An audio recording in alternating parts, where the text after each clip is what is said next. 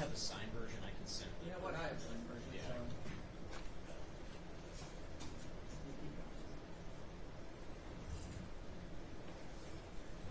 And just for the record, because I think a lot of this discussion happened at sidebar or off the record on Thursday, the reason that this course of action was taken is because the defense made the claim that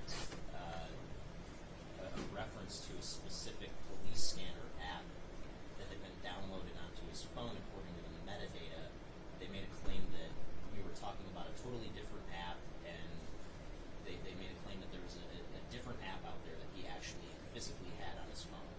And so to probe that, we obtained a search warrant to reopen the phone to confirm which app was there. That was it. And for the record, I don't believe it was a claim. I believe it was a fact that these two apps were different in name. It was very obvious for the evidence that, or the documentation that he provided, that this was a different app than the app that he was trying to insinuate. Did you take a screenshot or something of the app? Yes, and just to be, I can, I guess, walk Hold the on, court. just a moment. Did you take a screenshot of Yes, the and app? I provided that to counsel. And if I could just walk the court through what the sort of findings are based on what has happened since Friday. So I'm showing what is marked as proposed exhibit 123. This is metadata from the Cellbrite report for the app that was labeled on the phone as Scanner Radio Deluxe. And if you look at the metadata for the app, it includes this name Police Scanner Radio and Fire. Now, going into the screenshots, which are marked as proposed exhibit 124, again, this is from when Detective Markle opened the phone up pursuant to the search warrant. You see the same icon there, Scanner Radio, and inside the phone, and again, she does not hook this up to Wi-Fi. The phone stays on airplane mode, but this is what happens when you open up the phone. It goes right to this Detroit Police dispatch, and if you were to download that Scanner Radio Deluxe app and put it on your phone, you'd see the same exact platform. Additionally, I'm showing what's been marked as proposed exhibit 133, and this is data from the Apple App Store website for the app entitled Police Scanner Radio and Fire, and part of that shows the version history of the app, and we went through a little bit of this off the record on Thursday, but the current version is 2.2.24. The version operative at the time that the app was downloaded in November of 2023, which is consistent with the metadata from the phone, is 2.214. There's been no significant changes reflected in the version history since that time. And just for the record, I don't know if Detective Markle was in a position to testify to whether or not this is the same app. Is she an expert in Apple metadata as far as apps go? I'll just like to place that on the record. And then we did receive this late last night, about 8:30 in the evening, these exhibits. And again, we went down this whole exercise because of affirmatively false representations that were made by the defense on Thursday about the nature of this app. False representation, that's a mischaracterization of what was said. They affirmatively said it was a different app. And they mentioned that this was some sort of a weather app at the time that it was downloaded, which is false.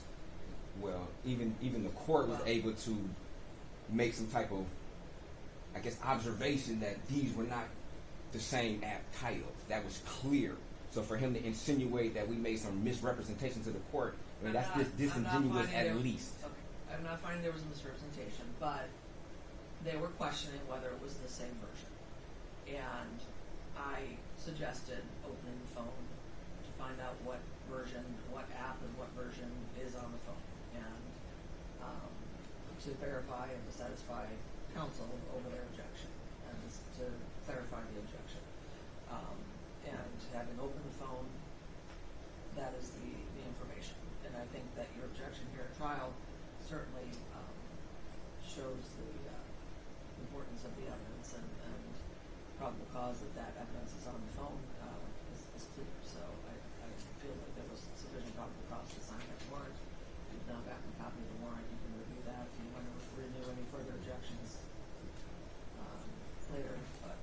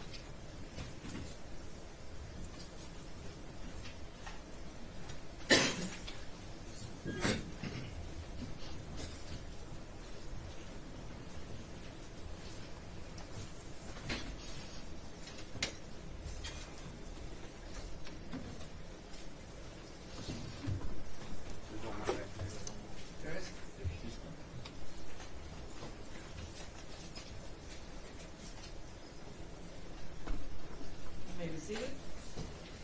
Calling case number 24-000-535, People versus Michael Manuel Jackson-Bolanos on the docket today for jury trial in progress. Appearances, please. Good morning, Your Honor. Ryan Elsey for the people.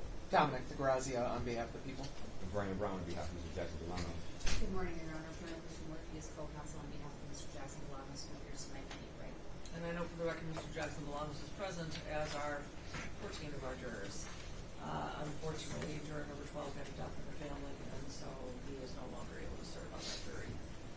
So we're down to 14, so I'm really glad we seated 2 extra jurors in this case. And so we're ready to continue. I believe, was it Detective Markle that was on the stand? Yes, Your Honor. Step up and just want to give please. Do you swear or affirm to tell the truth, the whole truth, and nothing but the truth? Yes, ma'am. Thank you. Please be seated.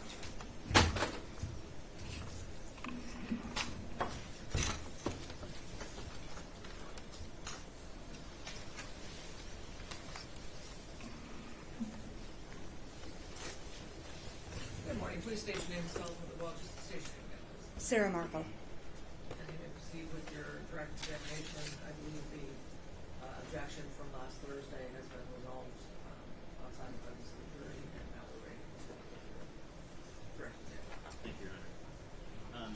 And Detective, when we broke, I had asked you some questions about what's been committed as Exhibit 49. And again, just to reiterate for the jury, what application, what type of application are we looking at here that's reflected on Exhibit 49? This is a scanner app. And what was the date reflected that app was downloaded? November 3rd, 2023 at 11:57 p.m. Now, using the Celebrate program, are you familiar with a portion of that program called an application usage log? Yes. And what is the application usage log?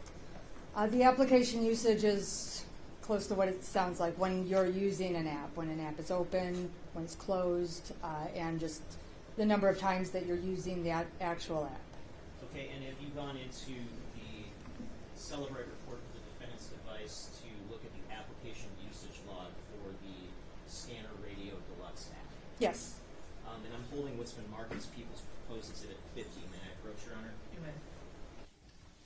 Is Proposed Exhibit 50 the application usage log from that specific app? It is. And does that reflect activity from the dates of November 3rd, 2023 until a particular end date? Yes. And what is the end date? End date is November 26th, 2023. And again, if you were to go back into the overall Celebrate Physical Analyzer report from the defendant's phone today and pull the application usage log for the Scanner Radio Deluxe app, would you get a document that looks substantially like the one that you're holding in your hand that's marked as Proposed Exhibit 50? Yes. I move to admit Proposed Exhibit 50. No objection. People's 50 is admitted. And Detective, just looking at, for instance, line 1 of this particular report, Exhibit 50, what sort of information can we glean from one of these rows of data? So the identifier shows which app is in use. The start and end time are indicated. If we move over a couple columns to the additional information in going by line 1, you see launch. That would indicate the app was open. And then the last column is the source. So what database or what source within the device was this information extracted from? And how many rows of data are there in this report? In this report, 583. And are they all specific to one particular application? They are. And which application is that? The Scanner Radio Deluxe. It's in that first, or well, it would be the second column where it says identifier. Net Gordon Edwards .Scanner Radio Deluxe. And is it fair to say that some of these rows of data, such as rows 1 through 3, contain duplicative information about when the app was launched? Yes, they do. Okay. Now, did you have an opportunity to open up the defendant's phone to actually look at the app that was on the phone. Yes. Now I'm holding what's been marked as proposed exhibit 124. May I approach? Are these screenshots of the actual device pertaining to this scanner app? They're photographs of the actual device. Photographs. And who took those photographs? I did. And do those fairly and accurately depict what you saw when you actually opened up the device? Yes. And when you opened up the device, when did you do that? Friday? And did you Friday. have? You mentioned before you need some kind of authority to go into a device. At this point in time, which sort of authority did you have to go into the device? I had a search warrant that was given to me on Friday, and I took these photographs on Friday. Okay, and do those photographs, again, do those fairly and accurately depict what you saw when you actually looked inside the device? Yes. I move to admit proposed exhibit 124. Subject to defense's prior objection, it'll be admitted. Now, the first page of exhibit 124, what does that show us? This shows the home screen of the device and the evidence tag next to it, so I photographed both of them together. And how about the second page of exhibit 124? What does that show us? This is just the overall apps that are within the recently added category or subsection within the phone. And what does the lower right-hand corner app reflect? That is the scanner app. Okay. And how about the third page? What does that show us? So this shows us when I click on the actual app on this phone. First, because it's in airplane mode, you're seeing that no network connection. So I have to keep it in airplane mode to preserve the phone and the data, so I cannot take that off. That's why you see the no network connection. At the bottom of the page, you see Detroit Police Dispatch. That would indicate the last radio channel that was being listened to or scanned on that device. And how were you able to make that determination? So a few different times during this investigation, I downloaded this same app onto my phone just to play different channels or different scanners, close the app, reopen the app to be more familiar with how the actual app works on my device so that I would, when I'm taking pictures, I can explain the steps that were taken and how I came to that. And when you went into the app on the defendant's phone, did you do anything to cause that Detroit Police Dispatch language to be reflected there, or was that already there when you opened up the app? That's already there, and I can't change that unless I were to take it out of airplane mode. Airplane mode is blocking the network signal from being able to reach that phone. So in essence, there's no internet or no Wi-Fi connected to that phone to make any changes. Now, just going back to Exhibit 49 briefly, is there a way to go into the Celebrate report to get more specific metadata associated with the Scanner Radio Deluxe app? There is. And did you do that in connection with this case? I did. I'm holding what's been marked as proposed exhibit 123. May I approach? Okay. And is proposed exhibit 123 a screenshot of the metadata associated, or some of the metadata associated with that Scanner Radio Deluxe app? It is. And again, if you were to go into the overall Celebrate report today and look at that same data, could you generate a substantially similar screenshot? Yes. I move to admit proposed exhibit 123. Again, subject to defense's prior objection, it will be admitted.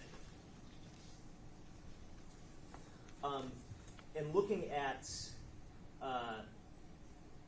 at the metadata on exhibit 123, do you see where my cursor is, where it says item name? Yes. And what is the item name reflected for that? The item name is police, scanner, radio, and fire. Now, did you look into whether this specific app is still available for download? It is. Did you familiarize yourself with the sort of Apple Store's specific website for this app? Yes. I'm holding what's been marked as proposed exhibit 133. May I approach? You may. Do these images in proposed exhibit 133 include screenshots from the Apple Store's website specific to this app? It does, yes. And what's the name of that specific app that's reflected in those screenshots from the website? Police, scanner, radio, and fire. And have you downloaded that app? Is that the app that you downloaded yourself? Yes, this is the app I downloaded. And do you have any reason to believe that is a different app from what you observed on the defendant's phone? No. And if you were to go back to the App Store website today and take screenshots, would you get something substantially similar to what you're holding is proposed exhibit 134? Yes.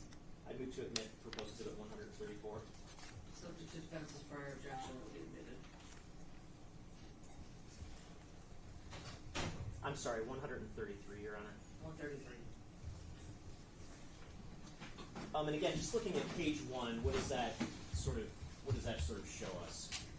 So this is what is the preview of the app. If you download any app from any store, any app store on your phone, you can, prior to downloading, if you want to read about it or look at a preview of what individual apps offer, what their functions are. This is just the kind of the overall description of the app that can be reviewed and downloaded if chosen. Okay, and you said you've downloaded this app yourself and utilized the app? As part of the investigation, yes. I don't regularly listen to any scanner apps. Okay, and what is, I guess, what is the overall purpose of a scanner app like this one? What kind of information can you get from it? Any information from police departments, fire departments, public safety. They have a list of different genres that could be potentially downloaded, listened to. But they're all scanner radio type choices. And what is, based on your experience, what is like a police scanner? Police scanner is the police dispatch. Okay. Now, in terms of your examination of the defendant's phone, were you able to get any GPS location data off of that phone from relevant times for purposes of the investigation? No. And are you always able to get GPS data off of someone's device? No, not always. And what sort of circumstances might impact your ability to obtain GPS data from a cellular device? So there can be a couple circumstances. One, the user could have the locations turned off, where you are telling your phone do not collect GPS locations or location tracking of any kind. There are other circumstances where your locations can be turned on, but you're not allowing full access to your location being tracked. So just for an example, there are options on your phone where if you're using any particular app, you may see a pop-up on your phone that says, this app is requesting to use your location. You can hit allow or don't allow. There's also options where you can check always, while using, or never for that specific app. So the location collection is very much specific to the individual user and their individual settings, what permissions each device is allowed to have. And but in this particular device, fair to say you didn't have GPS location data from October 21st, 2023? Correct. again, after you completed the forensic extraction of the defendant's phone, you mentioned there's a raw data file that's created. There is. Was anything done with that raw data file in this case, specific to the defendant's phone? Yes, so that raw data file, one is always put on evidence. A copy is put on evidence along with the processed report.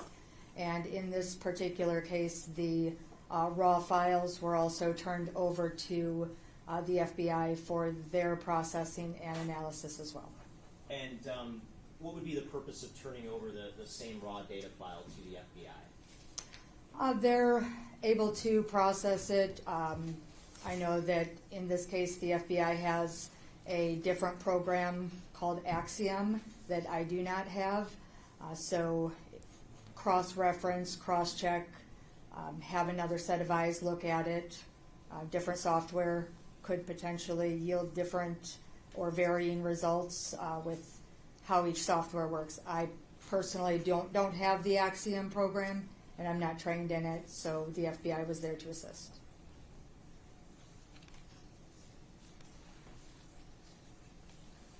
Thank you. Nothing further. Jeff, I'm sorry, what exhibit is this? This is 133.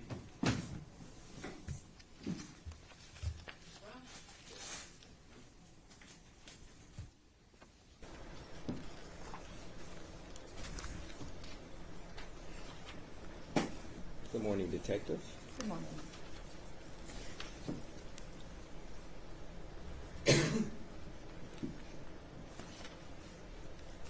Now, you indicated that you had at your disposal Gray Key and Celebrate in order to do the phone extractions, correct?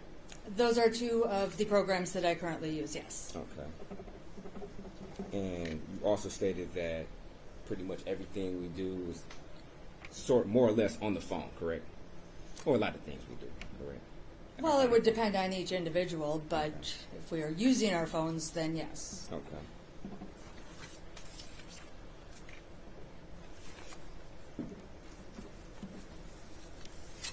And you would, in your opinion, state that Celebrate is a pretty accurate software when it comes to phone extraction, correct?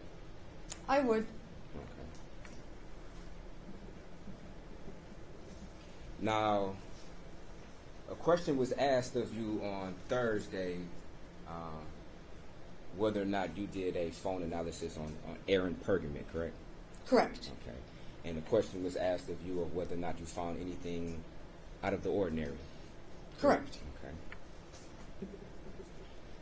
And I guess you were somewhat following this case a little bit because you were privy to certain information and knowledgeable about certain information, correct? Yes, I wouldn't say it was inclusive or complete, but yes, I know the details as much as I can throughout a case, but I'm not part of that team either. Okay. And in your process of analyzing Mr. Pergament's phone, you were aware that there were text messages between him and Samantha Woll indicating that he, in fact, had a key to her apartment, correct? No. You didn't read those text messages on his phone? Oh, yes, I did. He indicated there was a key, but I don't believe he was specific in what that key was used for. Okay. You didn't read the text messages when he's indicating that he's going to come over to Samantha's house, and in fact, he had a key to her house. You didn't read that? Yes or no? Did you read that? No. Okay. So how thorough was your analysis of Mr. Pergament's phone? Very thorough, because he didn't say, I have a key to your house. He said, I have a key. Okay. And you were also aware that there was a search warrant per Mr. Pergament's phone or house, correct? Search warrants for residents, I'm not sure. Okay. And you were aware that in that search warrant there was conversation or language in there where the affiant of that search warrant indicated that they felt that Mr. Pergament was lying and that about having a key to Samantha's house when questioned previously by investigators. You were aware of that, weren't you? No, I don't know who authored the search warrant or what it said. Okay. But you indicated that you followed this case enough to know when the first suspect was arrested and released, correct? I do know when that happened, yes. Okay. And how do you know when they were released? Did you have a paper in front of you? Well, the arrest was actually made on my birthday, so that date stood out. Okay, but I'm asking about the release, when the person was Right. released from custody. How were you made aware of that? 3 days later is when a person is released. So Okay, but I can, how were you made aware? I mean, not what is custom in the practice of detention. How did you personally know that this individual was released the day that they were released? either through briefings in the morning with the task force or conversations with members, but a specific conversation I'm briefing? not positive of. Okay, briefly. You remember on Thursday when the prosecutor asked you whether or not you read in the paper that this individual was released and gave you a copy of the Detroit News and you said yes? Yes. Remember that? So now you're testifying that you were made aware of this information in a briefing. That's inconsistent with what you said on Thursday. Objection. No, This it's- is a mischaracterization. The questions I asked were specific about when it was publicly reported that the person was released. It wasn't about when she became aware.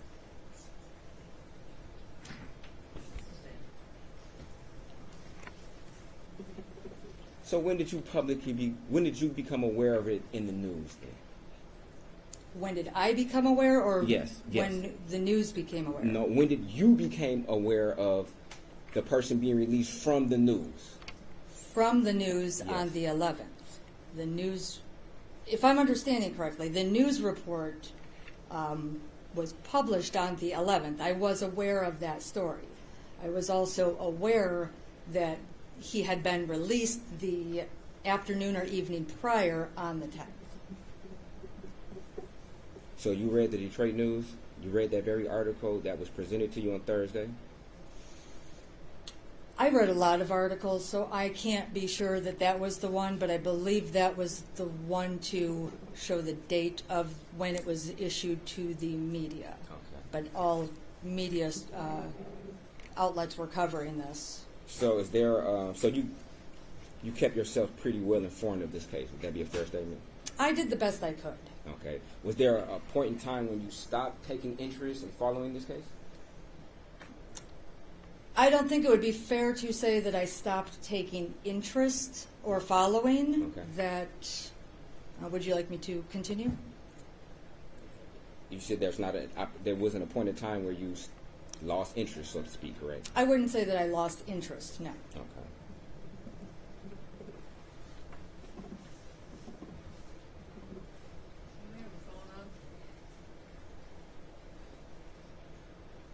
Sure, all phones are silent, please. And you also stated that you did an analysis of Mr. Herbstman's cell phone, correct? Correct. Okay. And you were unable to find any location data from October the 20th, 2023 at 8:15 p.m.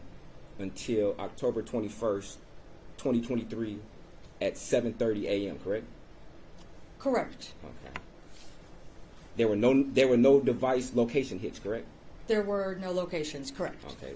Did that strike you as kind of odd that during the time of this murder that their phone, it just basically goes off the map as far as being able to detect their location? No. Okay.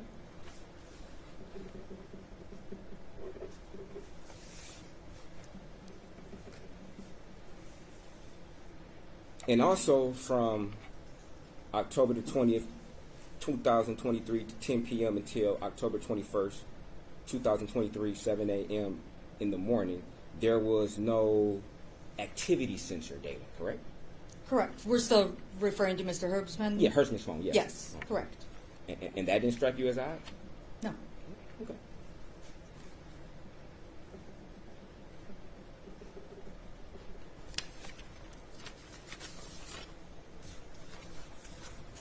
Now, a question was asked of you by the prosecutor about, I guess, what type of scenarios a person's GPS information may not be obtainable, correct? Correct. Okay. And you indicated that the locations could be turned off, correct? They could be turned off, yes. You also indicated that a specific app may be requested location information that the user is declining, correct? Correct. Okay. Now, isn't it true on Mr. Jackson-Bolanos' phone, if we can pull up Exhibit 44,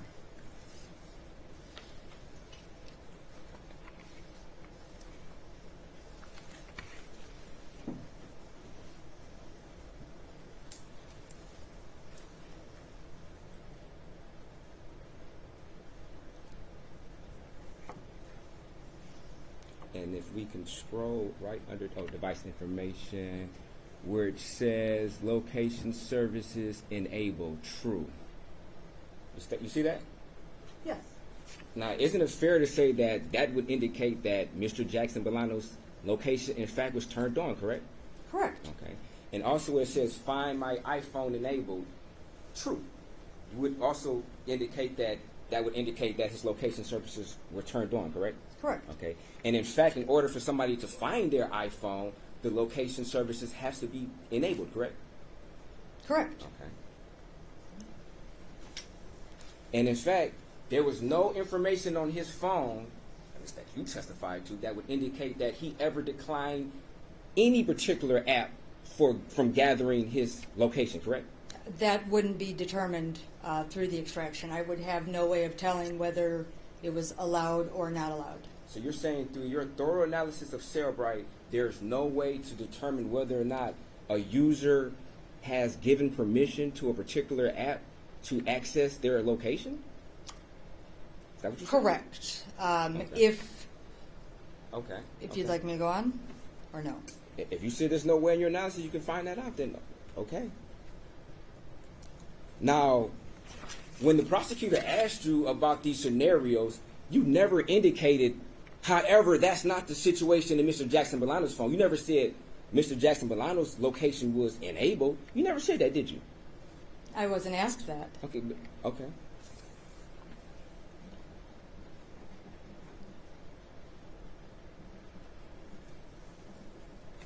Now, if we go to exhibit, sorry, I'll find it.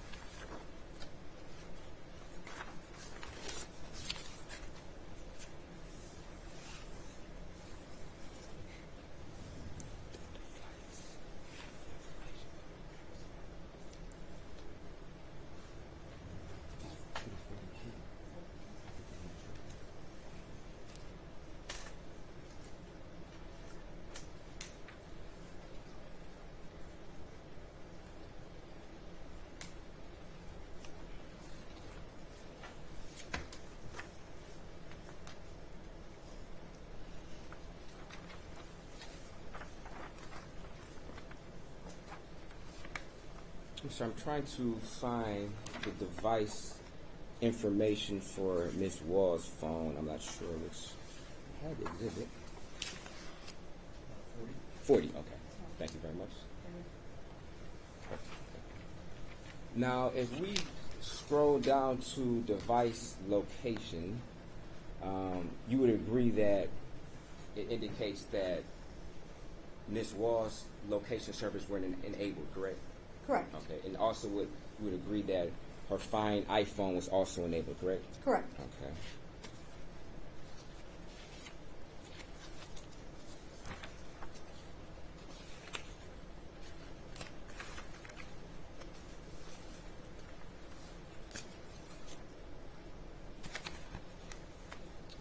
And if we go to Exhibit 42,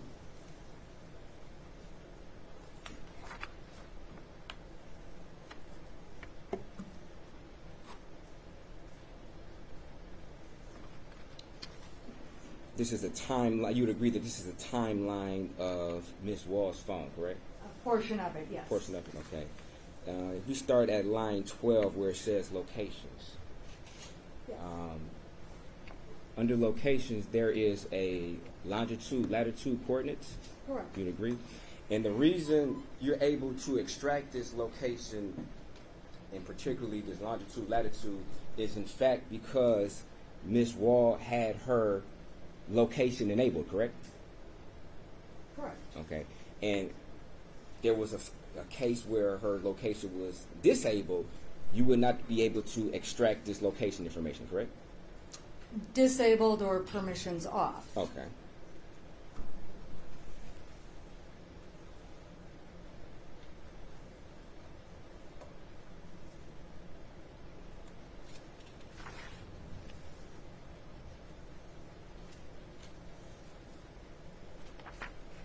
Now, if we go from location 12, and we scroll down to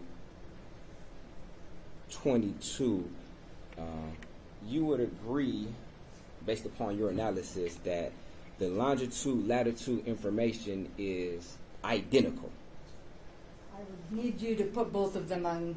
These are long numbers, so you got to put them next to each other on the same screen for me to say that. Okay. For the record, if we can scroll up to 12.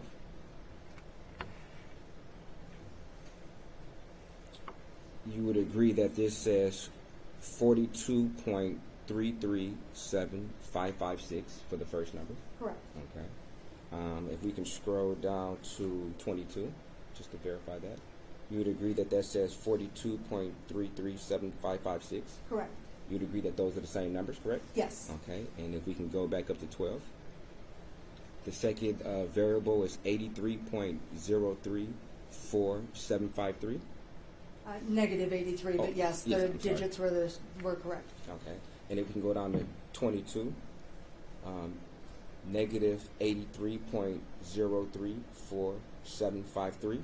Correct. You'd agree that those are the same variables Correct. for both numbers? Yes. Okay. And if we go back up to 12, you would agree that that time that this particular variable is extracted from is 1:03 and 26 seconds in the AM, correct? Correct. Okay. And if we go down to 22, you would agree that that is 1:19:21 and 21 seconds in the AM, correct? Yes. Okay. So roughly a time difference of 16 minutes, give or take, correct? Correct. Okay.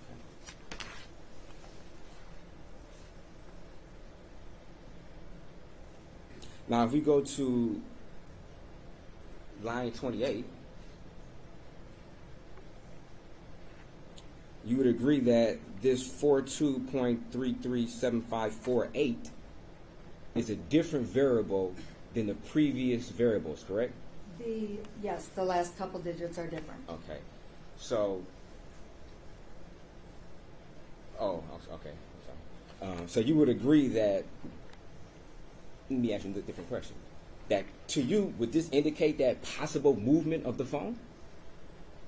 It could mean different things. Could it mean possible movement of the phone? It could possibly mean that. Okay. In your analysis, did you ever compute these numbers into some type of, I guess, calculator to see what difference would be from the first variables to this variable? No. You didn't do that? No. Okay.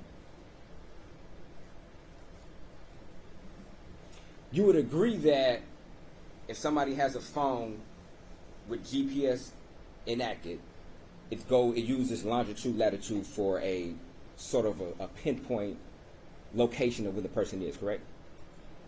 Correct. Okay. And you would agree that GPS is pretty, I guess, close to the target. It gets within maybe with 5 feet or a couple feet, maybe a couple inches at certain times of where this particular device is, correct? I would agree, yes. Okay. GPS is accurate. And if the device is moved, the device has to back up. In order for GPS to work, there has to be a two-way communication between the device and, I guess, the satellite, for lack of a better term, correct? Whatever's actually tracking the phone, if it's a tower, if it's a satellite, if it's a plane, with something that's tracking this phone, there has to be a two-way communication between the device and whatever is actually pinpointing its location. You'd agree to that, right? Yes, but the question was rather confusing Okay. because there's a difference between towers, GPS, and I don't know if a plane is tracking us. Okay. But for whatever, okay, I'll maybe try to be less confusing. somebody has a device, correct? Correct. There's GPS on there. In order for that GPS coordinates to be tracked, that phone has to be sending its location to somewhere. Maybe a satellite. It has to be sending it to somewhere, correct? Yes, the signal from the phone has to be identified by one of the satellites, Okay. or typically a combination of, I believe, 3 or 4 satellites to give us that. Okay, that's So fair. the actual satellites could vary. It could change from these couple satellites To some other ones. But you would agree, it could change from some particular satellites to other ones, but you would agree that the device has to be communicating with at least one satellite, if not more. Yes, and I want to make sure, so typically, if I'm not mistaken, it's usually more than one that will allow that GPS location. Okay. I'm not sure if that makes sense. So at least one, if not more. Right. Correct? Right. Okay. And if that particular device is moving, then it has to send new information to at least one satellite, if not more. Correct? So it's not, If the device, no. if you turn Google Maps on, and you want walking directions from here to Ford Field, as you're walking, as you're making your steps, the phone is constantly communicating with the satellite, sending device information, location information, in order for the app to determine how far away you are from your location. Correct? Correct. If you're getting directions, yes. Oh. I thought you were saying that it's only receiving GPS if the phone is moving. No, my question is, if the phone is in constant contact for location purposes, if that phone moves from its location, if this is the phone, if it's standing right here, and I move the phone to over here, it's now in the new location. You would agree to that, right? Yes. And in order for the location to be accurate, the device would then have to send new information to the satellite, telling the satellite that the phone has now moved from this location to this location. You would agree to that, right? No, the phone isn't sending anything to a satellite. This is a location-enabled phone and satellites. These connections, if turned on and allowed, are a constant back and forth. The phone isn't saying, "Hey, I'm getting ready to move now." Okay, exactly. Okay, constant back and forth. So Right. if it's a communication, constant back and forth, when the phone moves, when it sends it to the device, to the satellite, it's now telling the satellite that the phone moved because they're talking back and forth, correct? You'd agree to that, right? That could be one instance. That is not the only possibility. Okay, but this is the possibility we're talking about as far as the phone moving and then the location being enabled and the location is being accurately recorded of where the phone is at, correct? Correct. Okay.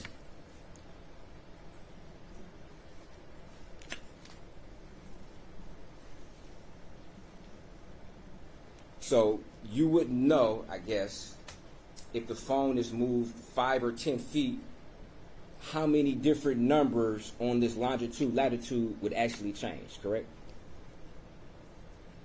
Correct. Okay.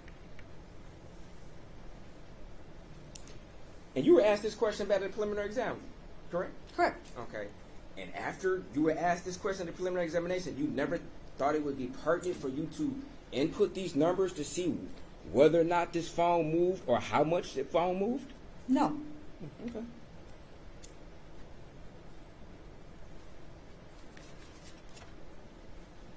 Now, were you ever requested to input these numbers into some type of system to determine the accuracy of where this phone actually was or whether it moved 5 to 10 feet? No, not the GPS latitude, longitude, Okay. no. I did not do a comparison. Okay. You were aware that when the police came to search this apartment, her phone was underneath the couch, correct? I believe so. I don't remember off the top of my head. I know it was on or around the couch area. Okay. Could that possibly to you mean that there was a struggle and somebody lost their phone under the couch, and that the phone moved during some type of struggle? That could have been. Okay. I wouldn't know. Okay. Have you ever seen pictures of the phone where it seemed that there could be possible blood streaks on the phone? I don't believe I did ever see the scene pictures with the phone. Okay.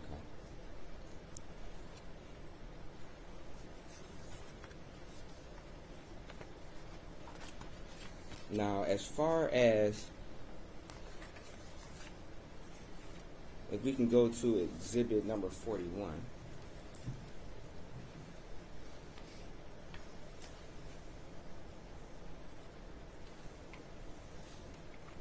Can you tell us what this is? I believe this is the device events from Samantha Woll's phone. Is that correct, Detective? Correct. Okay. Now, where it states device lock status unlocked, you see that? Correct. Okay. You would agree that there's nowhere on this device events that would indicate that the phone actually went into lock mode. You would agree to that, right? The end time Okay. would indicate that. That the phone went into lock mode? Right. Now, do you know what type of settings that Samantha had on her phone as far as when the phone would go into lock? Would it be 1 minute? Would it be 30 seconds? Would it be 30 minutes? That I'm not sure. Okay. So as part of your analysis, you never went to see how long it would take for her phone to actually go into lock mode? No, I didn't. Okay. Now, do you know whether or not her phone was equipped with a fingerprint unlocker? I don't believe it was. I know that I had to put in the passcode. Okay, you don't believe. I don't believe that there was. And you remember this very question was asked of you at the preliminary examination, correct? I think so. You said you think so, or I think so. Okay. And after the preliminary examination, after this question was asked of you, you never thought it would be pertinent for you to maybe analyze the phone to see if you could answer that question? No. Once the Okay. extraction's done, my evidence in the report is It's done. But if once you have additional questions, you could have did another analysis on the phone, couldn't you? get another what? You could have done another analysis on the phone, correct? I could have. Okay. The analysis is the extraction. So I'm reviewing an extraction report Okay. from the data extraction from Celebrate or from Gray Key. Okay, so you had the information. You had the information at your fingertips, correct? As far as after you do the extraction, the phone is there. You had basically a clone of the phone, so to speak, correct? Or a copy of the phone. I'll say that. You would agree to that? That would, you could say that, Okay. but you Would look you at it. say that? Right. The extraction is making a copy of all the information in the phone. Okay. Now, Thank you. So you had all the information from the phone, correct? from all the information that was obtained from the extraction, yes. Okay. And you could have reanalyzed that information to determine what type of time increments that her phone was set for in order for the phone to go into lock mode, or whether or not it had a fingerprint unlocker on there, correct? I'm not sure if that is a setting that I would be able to find in the extraction with what the auto lock time is set at. I'm really not sure. You're not sure? I'm not sure. So that means that you didn't even try. Because if you tried, you would be able to determine whether or not you could find that information, correct? So no, that's not true. I do try on everything. I do a thorough job to the Okay, best of that's my not my ability. question. That is not true. Okay, but you said you're not sure, though. But Correct. if you would have tried to answer that question, you would have came to some conclusion on whether or not you can even find that information, correct? Potentially, but I can't be sure. Okay.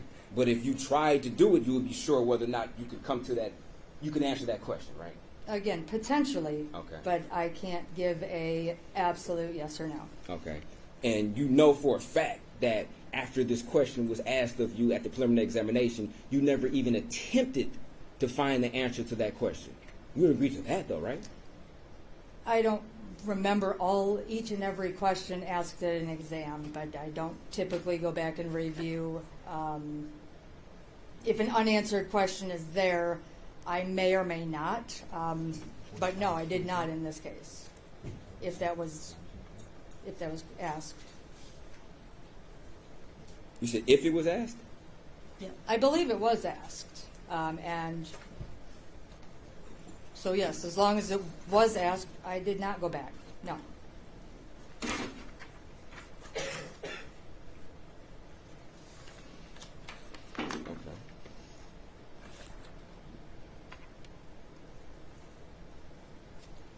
Page 45, line 21. Okay, and absent the passcode, would there be any other way to unlock that particular type of phone? Answer, this particular phone, I don't know if any biometrics were set up, but this phone would also allow for a fingerprint unlock. But I'm not sure if that was something that had been established on the phone. You'd agree that was the conversation? Correct, that sounds accurate. Okay.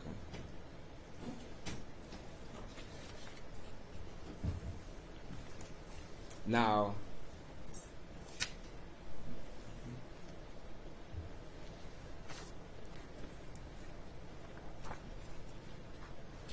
as far as the display on or off at various times, such as 4, do you know why the display came on at that time? Not from this page, no. Okay. What about if we scroll down to 24 or 21? Do you know why this display came on at this time? Not from the information I'm looking at, no. Okay. Did you ever cross-reference that? Possibly, but with the voluminous size of these, I can't recite off of memory each cross-reference that is made. Okay. Based on what I'm looking at, I'm not able to determine. Okay. Did you make any notes as far as to why the display came on at all these various times, such as 29? You scroll down to 29. At 1:24 in the a.m., the display came on. Did you know why that happened? I do not. Okay. Do you know whether or not any notifications came in around that time? I do not. Okay. You remember being asked that question at the preliminary examination as to why the display came on at various times or whether or not there were notifications associated with those times. Remember being asked that? Yes. Okay.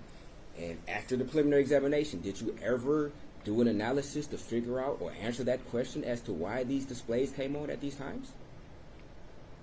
No, not specifically. Oh, okay. Now, if we go scroll down to 30,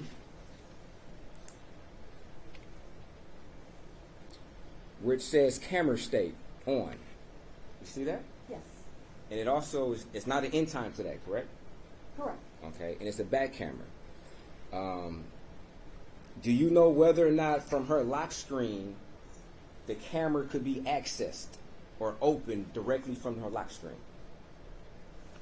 Yes, that's a common feature with iPhones. You can access your camera without unlocking it. Okay.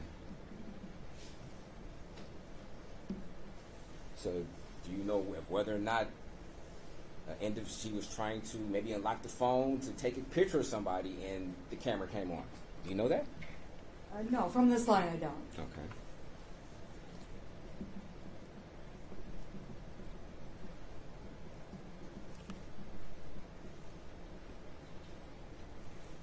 Do you know whether or not if there was a struggle going on at 1:24 and somebody in a frantic state tried to open their phone and accidentally hit open the camera? Judge, objection. Obviously, cause for speculation. Okay. Sustained.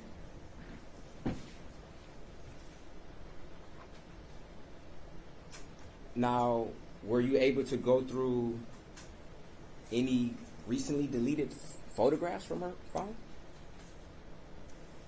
So I did go through photographs. Were you able to access or determine whether or not there were any recently deleted photographs from her phone? Off the top of my head, I don't know. Did you ever notice that this camera state came on? Outside of the device events? Did you notice that in this device event that the camera state was on at 124? Yes. Okay. Did you also know that her ADT went into idle mode at 124? Did you know that? I know that ADT went into some type of idle mode. Details beyond that, I don't. I don't memorize times, Okay, no. so I could not quote the exact time. Not whether or not you memorized it, but did you ever have some documentation in front of you that her ADT system went into idle mode at 124?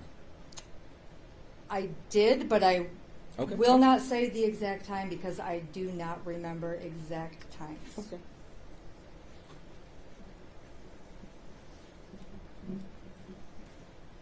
And were you able to access to see whether or not she had any recently deleted videos from that night around this time? So again, I did review. I do not memorize times. So based on what I'm looking at, that is not a determination that I can make. Okay. So when you saw that this particular camera came on at 124 and her ADT system went into idle mode at the same time, you never thought that, hey, let me specifically look on this phone to see whether or not there's some recently deleted videos or videos or pictures, I'm sorry. So again, this was all reviewed, but I will not testify to committing these exact times down to a minute to memory. Okay. I do not commit this to memory. So so maybe I'm a little confused because I thought you stated that you're unsure whether or not you checked her recently deleted pictures. No, you misunderstood then. That's not what I said. Oh, so you I did? said that the analysis was done as far as a specific time frame and being able to recite from memory. That is not realistic of anybody to be able to do given the nature and voluminous size of the phones. Okay.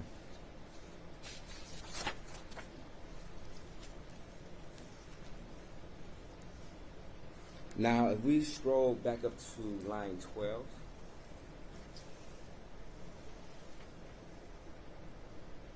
where it says Wi-Fi state connect, do you know from this information which Wi-Fi her phone connected to? No, not from this line. Okay. And do you know whether or not her phone was, I guess if you don't know the Wi-Fi, so you wouldn't know whether or not her phone automatically connected to whatever Wi-Fi this is, or if there was a manual directions given to the phone to connect to the Wi-Fi? From this line, I'm not able to tell you from this device event. Okay.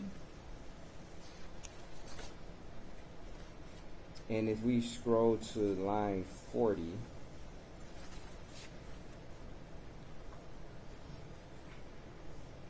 where it says Wi-Fi state connect at 138, do you know whether or not this is the same Wi-Fi network as the previous? No, I wouldn't. I testified that I wouldn't be able to determine the Wi-Fi connection, so I wouldn't be able to determine if it's the same if I couldn't determine the initial. Okay, just asking.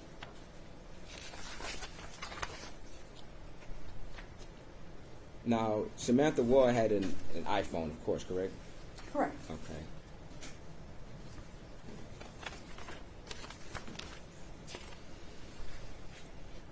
Now, if we go to Exhibit 45,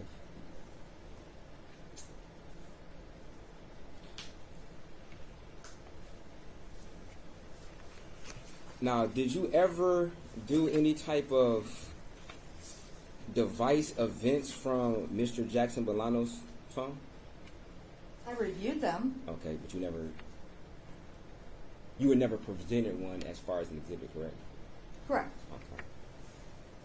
Now, how is it that we have exact longitude, latitude positions of Ms. Wall's phone, and we both agreed that her location was enabled, correct? Correct. Okay. And we also agreed that Mr. Jackson-Bolanos' location was enabled, correct? Correct. Okay. But you're stating that you were unable to find any longitude, latitude location from his phone from the night of October 20th leading into October 21st? Correct. Okay.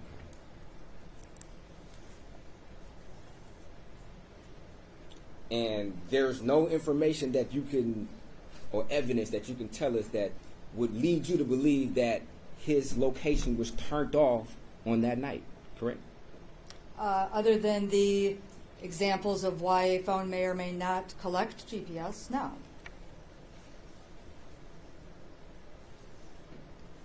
And if you go through the metadata of the phone, you will be able to determine whether or not somebody turned their location off on certain times, correct? Are you telling me that? I guess could I'm you at- be more yes. specific? If you go back through the metadata of somebody's phone, or whatever information is contained in their phone, you will be able to come to a determination of whether or not somebody turned their location on or off on a particular day, correct? If that change was made, it's possible, but I can't tell you. It's just, okay. I guess I'm confused about how You confused? Okay, maybe what I- you're talking about with the metadata and indicating certain Okay. things. Okay, fair enough.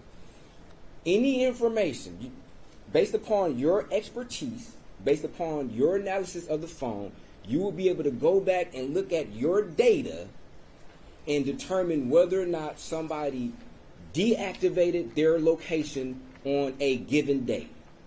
Yes? That's possible. Okay. And you don't have any information that would suggest that Mr. Jackson-Bolanos, in fact, turned his location off on October the 20th, going into October the 21st. That's correct? Correct. Okay. Yes.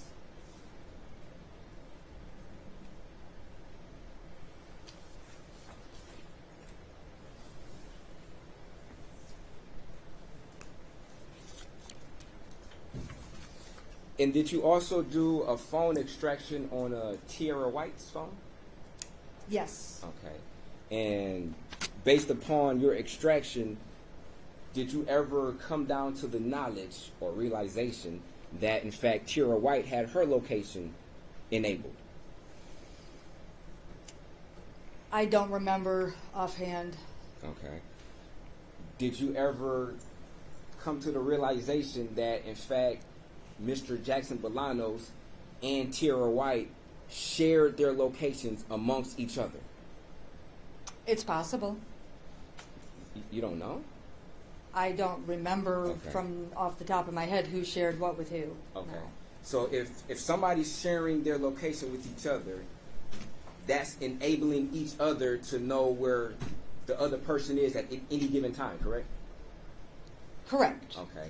And if you're privy to that information that the individuals are sharing their location, you should be able to go back through the data to see where an individual's phone was at a given location, correct? It depends on permissions again. So no, that may or may not be the fact. Okay, but if he's sharing his location with her, there's data that's being exchanged, correct? Between the two phones, correct? So there is live data that is. Are we talking about Find My iPhone? I'm talking about sharing location. I'm talking about a husband and a wife, a friend and a friend, a mother and a daughter. If two people are sharing their location with each other, one person will be able to determine where the other person is and vice versa, correct? Correct. Okay. And that is based upon data that is gathered and communicated through the two phones, correct? It is through live data that is actively being collected but not stored. If we're So- going through the iPhone locations, So you're saying that that location information is not stored somewhere on somebody's previous locations? Is that what you're saying? correct. Yes. If we're talking about through the Find My Phone app. No, I'm not talking about Find My Phone. I'm talking about share your location. They're two different things. Find your iPhone, we could agree, is if your iPhone is lost and then you type in a code, the database will tell you where your phone last was. We can agree to that, right? The location of the phone where it was last tracked. So that's one feature. Okay, that's one. If if it was lost or stolen, yes, if it's lost or stolen. okay. Yes, Yeah, that's one feature. but we can agree that share your location is a totally different feature than Find My iPhone. We can Correct. agree to that, right? Yeah, different feature. Yes. So let's not confuse what I'm saying with Find My iPhone. I'm talking about share your location. If you're sharing your location, two people are sharing their location, that means one person can determine where the other person is, correct? Correct. Okay. And that's and the other person can determine where the other person is. A can determine what B is, and B can determine what A is, correct? Correct. Okay. And that's based upon a sharing of location and data, correct? Correct. Okay. Now, isn't it also true that A can go back and look at B's location history to see where B has been for the last week or whatever interval that's being captured, correct? Incorrect. That that data is not stored. That data is not stored? Correct. Okay. But, so that's only with Apple, or is that with our GPS? Like, such as, if you go on your Google location, Google will give you pinpoints of where you've been for the last month. You agree to that? That is, again, everything is based on settings, what apps are being used, what is Okay. being retained. Google has the capability in order for a person to go back in the last month and look at their location history to see where they were at, correct? Yes, if they enable that and store it. Listen to my question, Detective. I am. Google has the capability to track that information, not whether or not a user can access it. Google has the capability to store that information, and if a user wants to, if the capabilities and all the settings are up to par and set in a fashion where they can access it, that user would have the ability to go back in their location history to see where they were at. Correct? Objection to relevance. Number one, I'm not sure what we're talking about Google, and objection to the countdown and confusing nature of the question. Yeah, I'm not sure why we're talking about Google because there's distraction. Okay. Did you have a Google account associated with Mr. Jackson-Bolanos? There was a Gmail account, yes. Okay. And in that Gmail account, did you know whether or not the location was accessible or turned on, I'll say? I'm not sure. Did you write any notes when you do your analysis? No, I don't do written notes. Like, are we referring to like a police report? Whatever. Anything that can keep your memory sharp to when you testify in court, you'll know the answer to very important questions. No, I don't know what the questions are going to be, and this Okay. is. But you do agree that this whole case was based upon where Mr. Jackson-Bolanos may have been or where he may not have been in relationship to when Samantha Woll died. You know that though, right? Judge, objection. That's argumentative. I'm asking if she knows. I'm not arguing. Characterizing that the whole case was. We all know that the case was built on this presence of blood. Rephrase your question, please. Can that be stricken from the record? What he just Yes. stated. The last part was. So you do understand that in this investigation there was an investigation of whether or not Mr. Bolanos could have been in the area of Samantha Woll's apartment, correct? I do understand that, yes. Okay. So do you think it would have been pertinent for you to know whether or not Mr. Jackson-Bolanos' phone had his location enabled through Google? Yes or no? No, You don't think that'd be important? not for my role. Not for your role? my role, it's limited to the extraction. Okay. And you also stated that you also participate in analysis of the phone. Correct. And based upon your second job description, of many, I'm sure, of analyzing these phones, you never thought to say, like, let me determine whether or not his Google location was enabled? No, I analyze the phone with what's there. Okay. So, So do you know if it's there or not? Do you know if that information is there on whether or not his phone had his Google location enabled? so my answer would be there were no GPS locations collected from the extraction during that time frame. I can't go in further with Oh, on, off, disabled, not disabled. okay, but if you were to, I guess, peel back a layer or two and do a more further analysis, you would be able to determine whether or not that location was turned on or off, correct? No, not necessarily. You said not necessarily. Correct. So that means that it's a possibility if you would have done it, correct? If you would have done that analysis, you would have known definitively whether or not you would be able to determine whether or not his location was on or off, correct? Not necessarily. Did you do the analysis? How about that? Did you I do the- did review the phone, and It's I not- do not.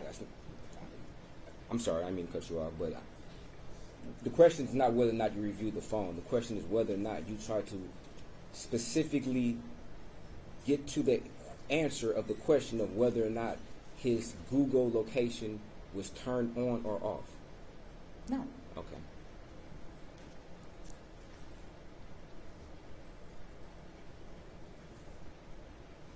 And you do agree that Google does store location data, correct? You would agree to that, though, right? Yes. Okay.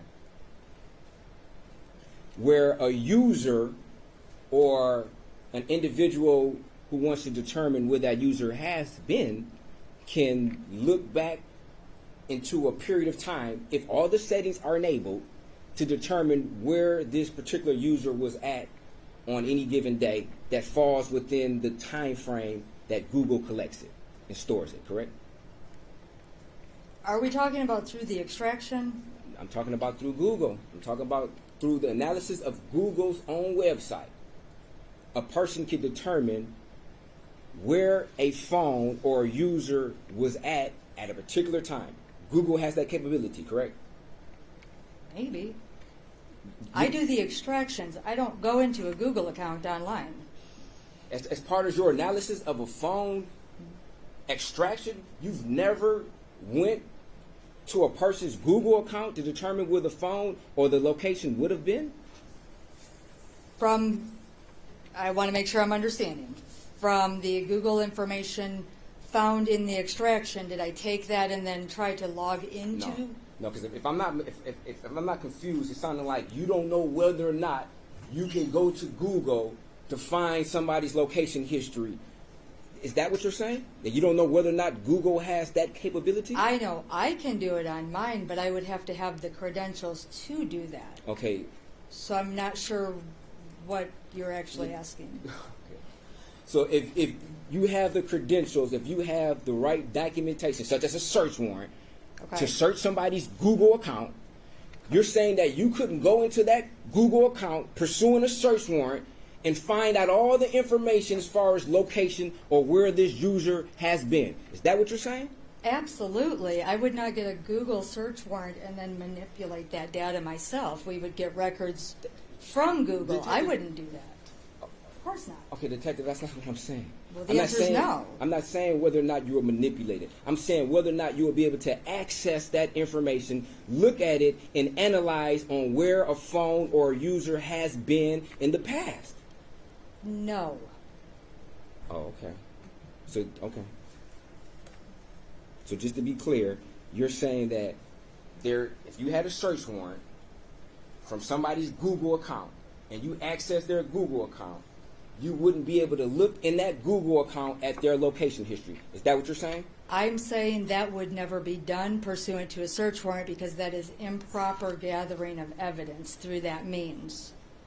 So you're saying that if somebody had a search warrant and they wanted to request all information such as the location of a user, you're saying you wouldn't be able to access that because that would be improper? Correct. That search warrant would be served to Google for those authentic records to be returned. Right. And once those records are returned, you could analyze those records. The records? Yes.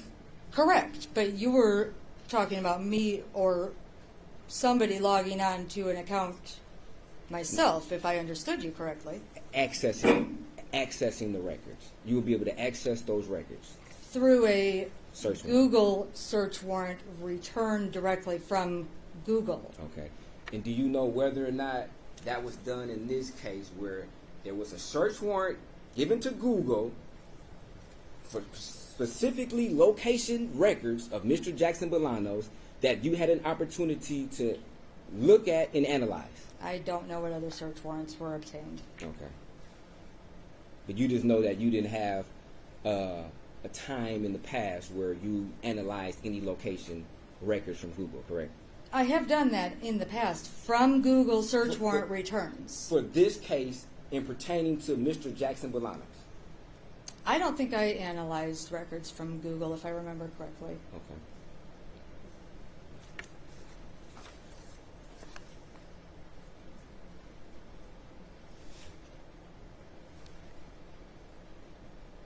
Now, you had an opportunity to familiarize yourself with the App Store, though, right? Yes. Okay. And this particular app, correct? Particular app meaning? Meaning this, which purports to be a police scanner app, correct? Correct. Okay. Do you know if there are other features on this particular app, such as maybe weather? Weather from the NOAA is a possible option under the genre. Okay. And there are also amateur radio, such as maybe ham radio? That was an Yes. option? Yes. Okay. Now, when asked of other genres, you failed to mention those other genres, though. You just stated that police and fire, correct?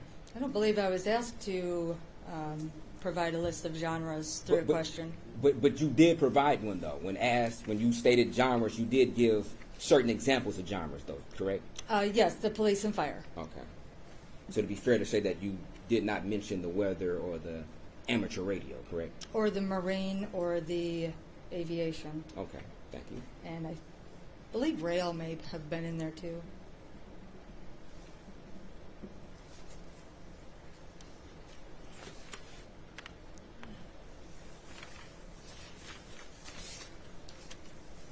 Now, you stated that when you opened this app, it was on Detroit Dispatch. You stated that that was the last used, I guess, station on this Correct. particular app? Correct. Okay. Were you ever able to, from the metadata, be able to determine on any given day which particular station was accessed? No, I'm not able to determine that.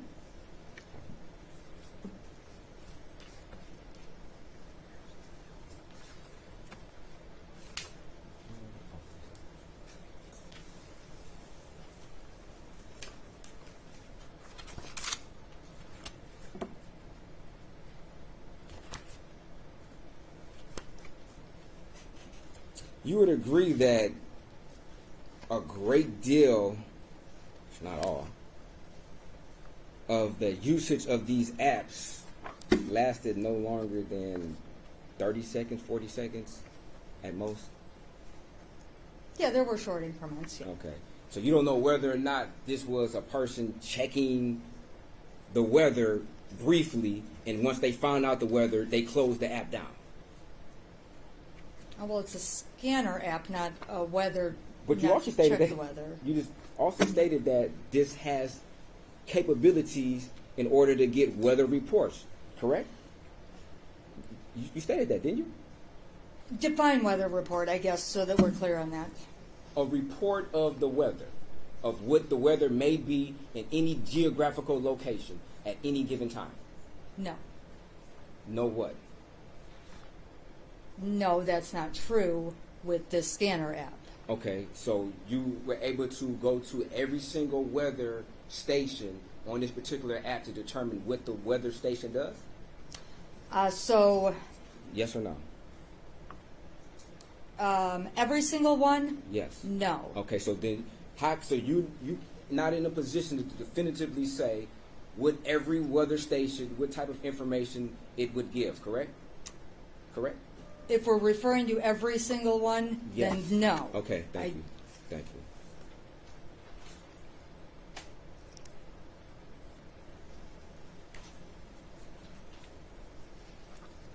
Now, is it typical that Cellbrite at times, with your analysis, may be missing certain, say, search history or web history? I would say it's possible, yes. Okay. Different software programs work in different ways, so yes. Okay.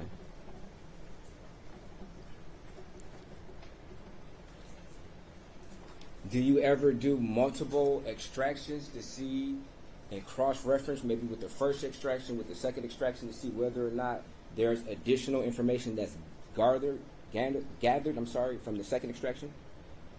With a follow-up search warrant, if there are different updates to the software, that is something that can be done, yes. If there's certain updates to which software? To any of the programs that I use. Oh, Cellbrite, okay. Now, at what point in time is the phone placed into airplane mode? As soon as possible.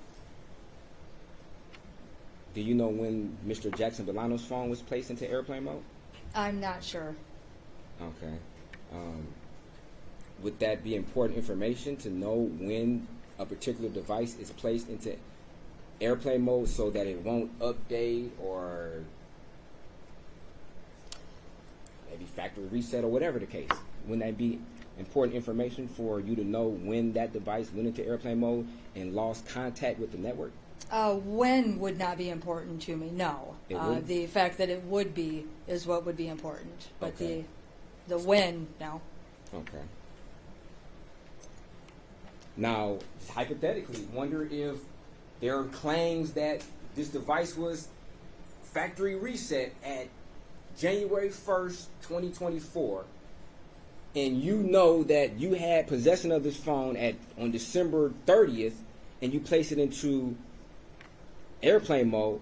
Wouldn't that be important to know when you placed it into airplane mode so that somebody couldn't, I guess, advance certain theories such as the phone was factory reset over the air? If it's in airplane mode, it can't happen. It's blocking that network.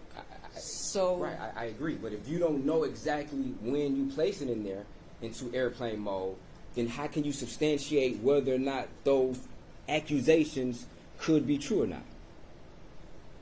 You just asked if I got a phone on the 31st, put it in airplane mode, and it was factory reset on the 1st. No, I didn't say that. I said you received the phone on October the 30th. You didn't necessarily place it into airplane mode, but you received it. And Okay. then there are claims on January 1st that the phone could have been manipulated through online. Wouldn't it be important to know when you place the phone into airplane mode in order for you to dispel the accusations? Objection to relevance. There's no. This hypothetical is incredibly confusing and. Overruled, thank you. So, wouldn't it be important, though, in my scenario, wouldn't it be important to know when the phone was placed into airplane mode? No.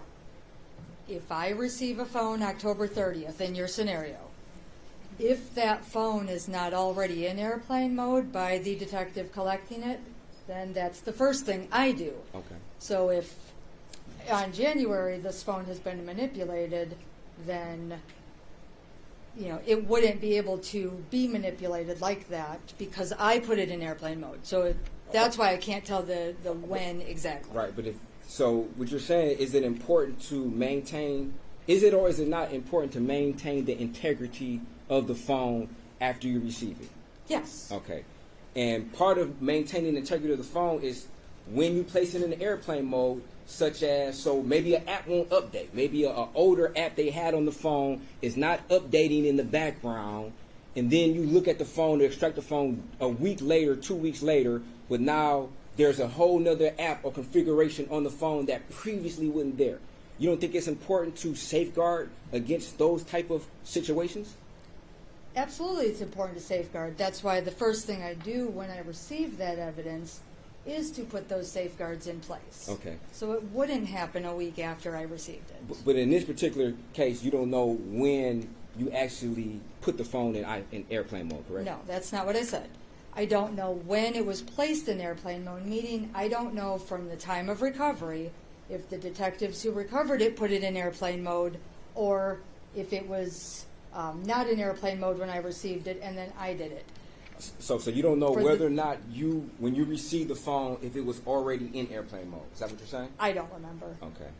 And then you also don't remember if, in fact, you did place it in airplane mode, correct? Correct. I don't remember when or by who. And then in case you did, I guess in the situation, if you did, you don't know when you did, if you did, correct? Other than immediately upon receiving the evidence, no. Are you saying that just as a matter of your habit that you do these things? Yes, Okay. that is Okay. preserving evidence, so that's one of the first steps you would want to take. But you can't definitively say that you did it in this particular situation, right? I can't say if I did or if the recovering detective did, but it was done. Okay. Is that something that's normally noted, the steps of who placed the phone into airplane mode? No. Is that a normal course of the investigation to note when a phone was placed into airplane mode? No. Okay. So in other words, we just have to just take your word as far as it was done in a timely fashion, correct? Yeah, I would agree to that. Okay. Is that how you were trained when you would extract the phones, to just not document when the phone was placed into airplane mode?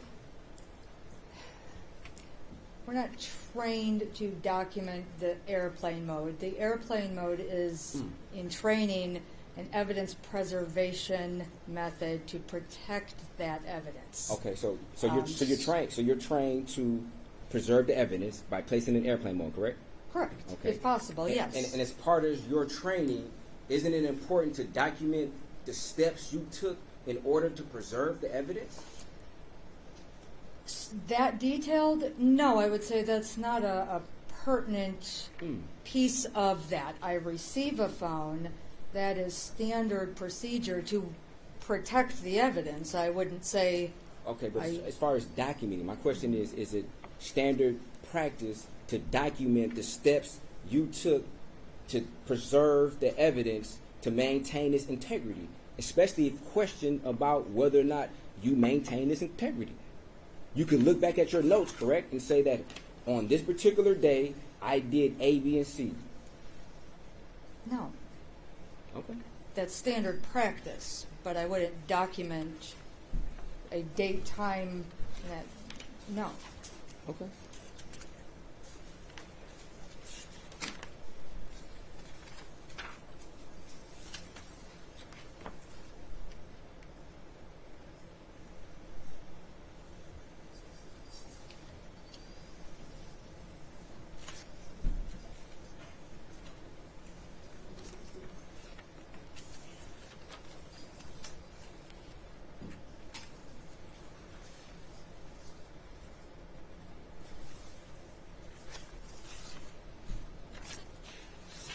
Now, if we could, is this still Exhibit 41? No.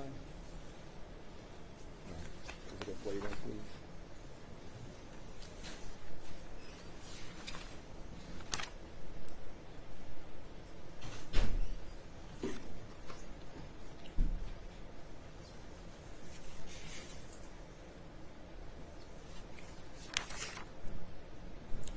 we go to 28 and 29, where it says display on and off of both 28 and 29, can you say whether or not the display was turned on? Or can you not say that the display... Can you say the display was turned on if somebody was trying to access the phone? Can you determine whether or not that happened here in 28 and 29? No.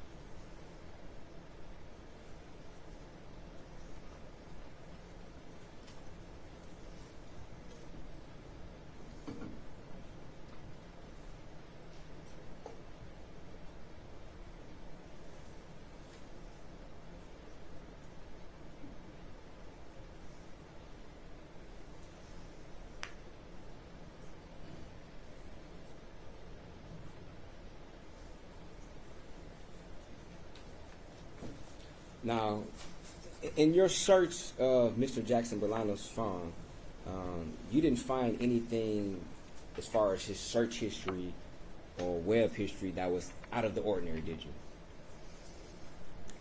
That's subjective, so what's out of the ordinary to you may not be to me, Okay, and but vice versa.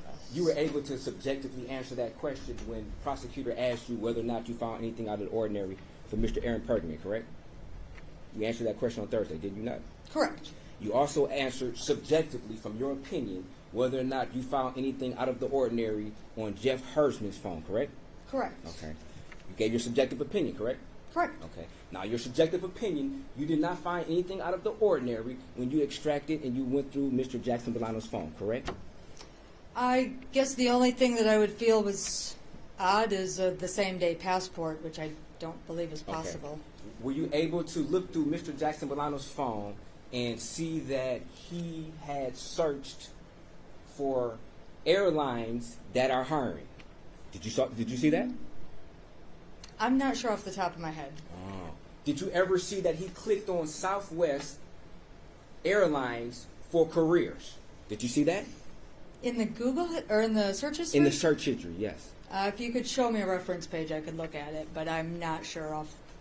You're Through not sure? memory, I'm not going to answer yes or no because I don't want to misspeak. Okay. But you did do an analysis of this phone, though, correct? Correct. Okay.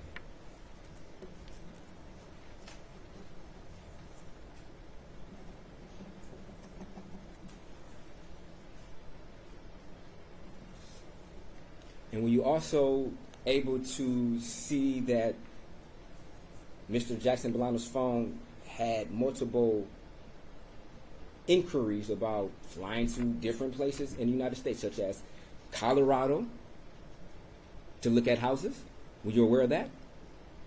I don't remember that.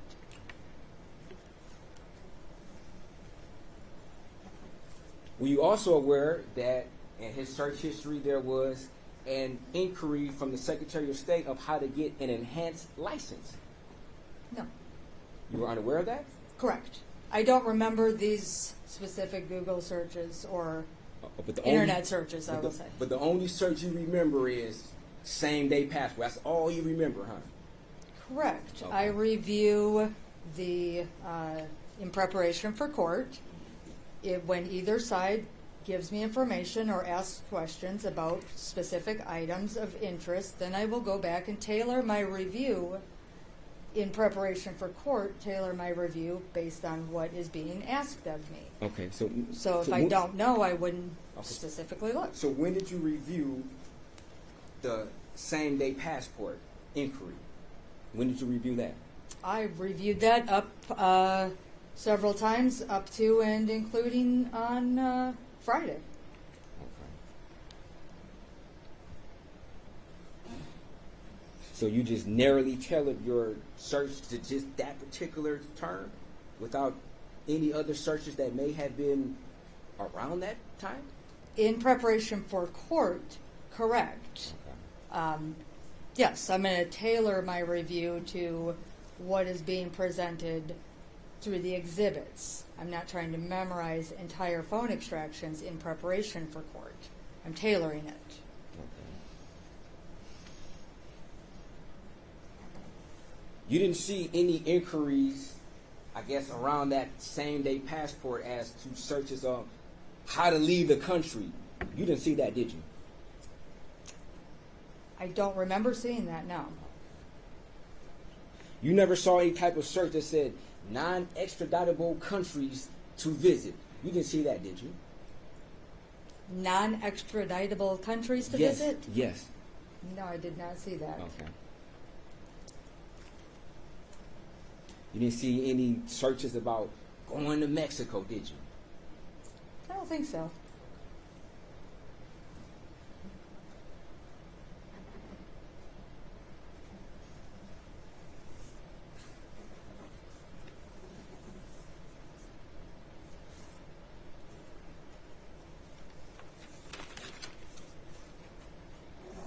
Now, when did you first look at this phone to see if this app, this police scanner app, was on there?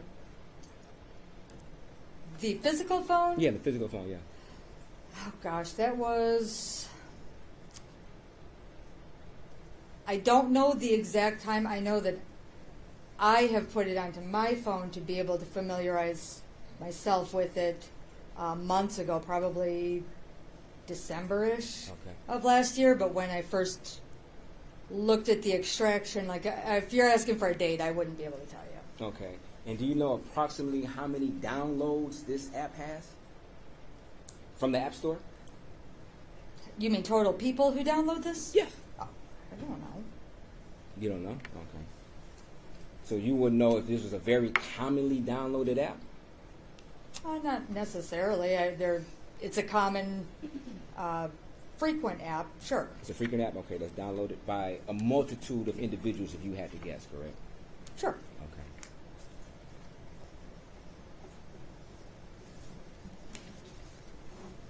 Now, is there a reason why you screenshotted this app only on Friday opposed to when you originally did this extraction months and months ago?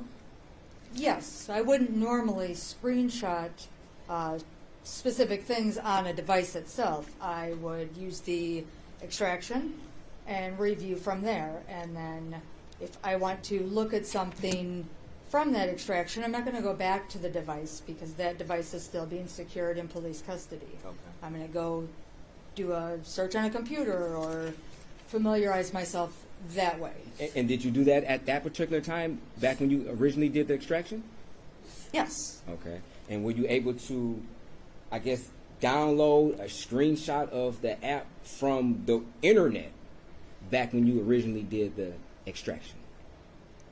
Did I download a screen? Yes. Did you download any app information from the website when you did the extraction?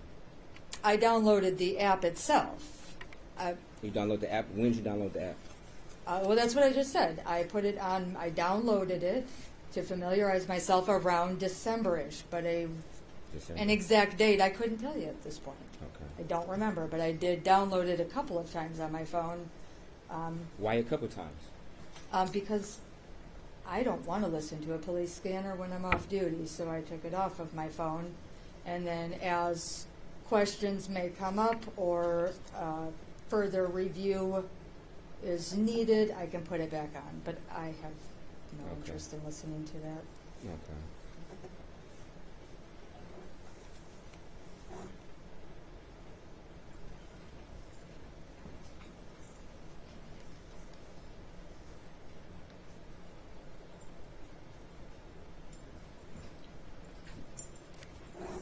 And you would agree, just for the record, that from your review of this metadata, the app was used no more than maybe 30 to 40 seconds at a time when he was used, correct?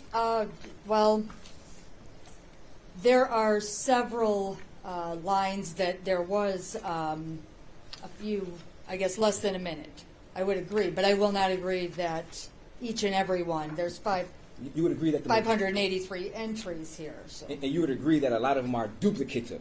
Yes. They're not just 580 individual app uses, correct? Correct. Okay. There are duplicates of them. Okay. And you would agree that the majority of these different usage, the individual usage, are very, very brief in time, correct? From your observation. Yes. Okay.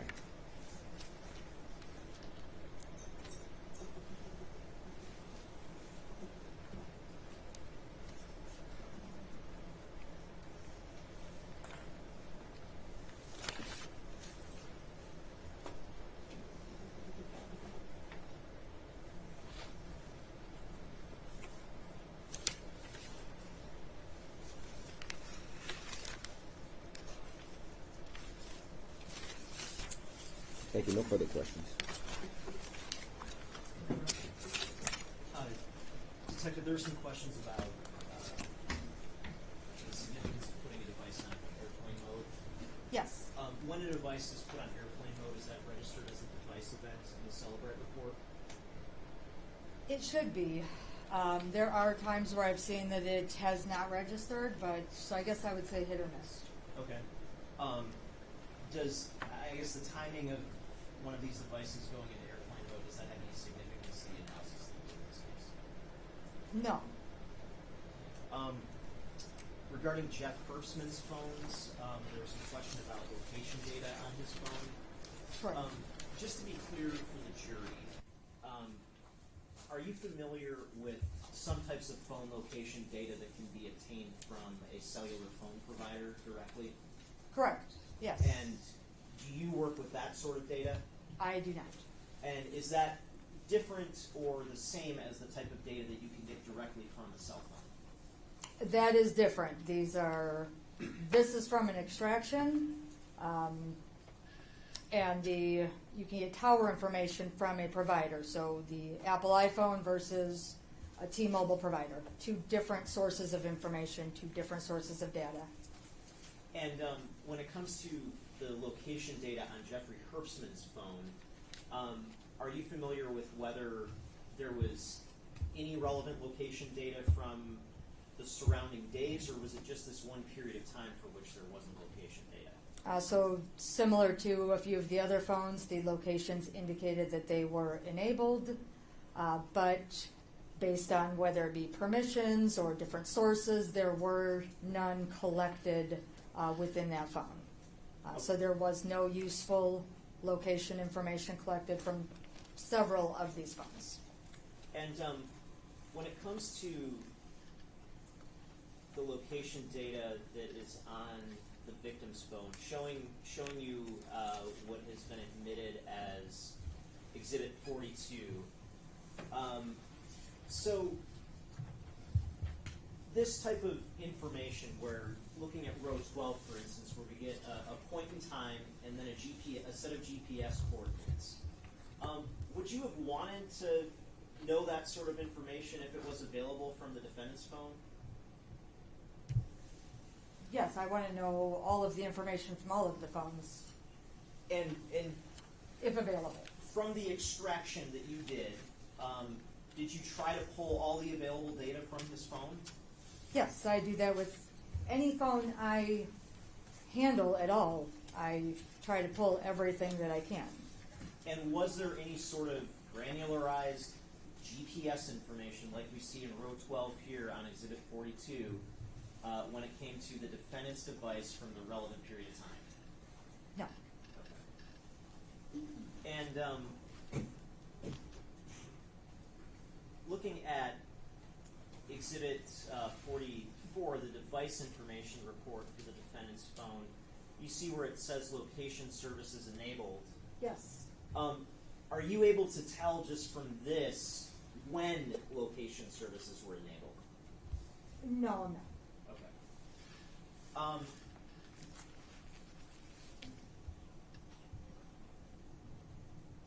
Now, there were some questions about the victim's timeline from her phone, which is, again, back here is Exhibit 42.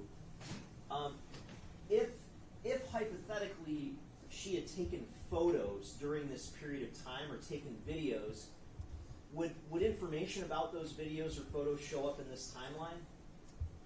Yes, as long as the timeline includes all of those different sources. So we can narrow it down to a specific time frame, and then any activity within the phone would be indicated. If, like on some of them, it may appear to be limited activity, but as long as there's a line entry, I can go into a different category to look for more detailed information if it's something that's needed. But some type of entry should be in the timeline.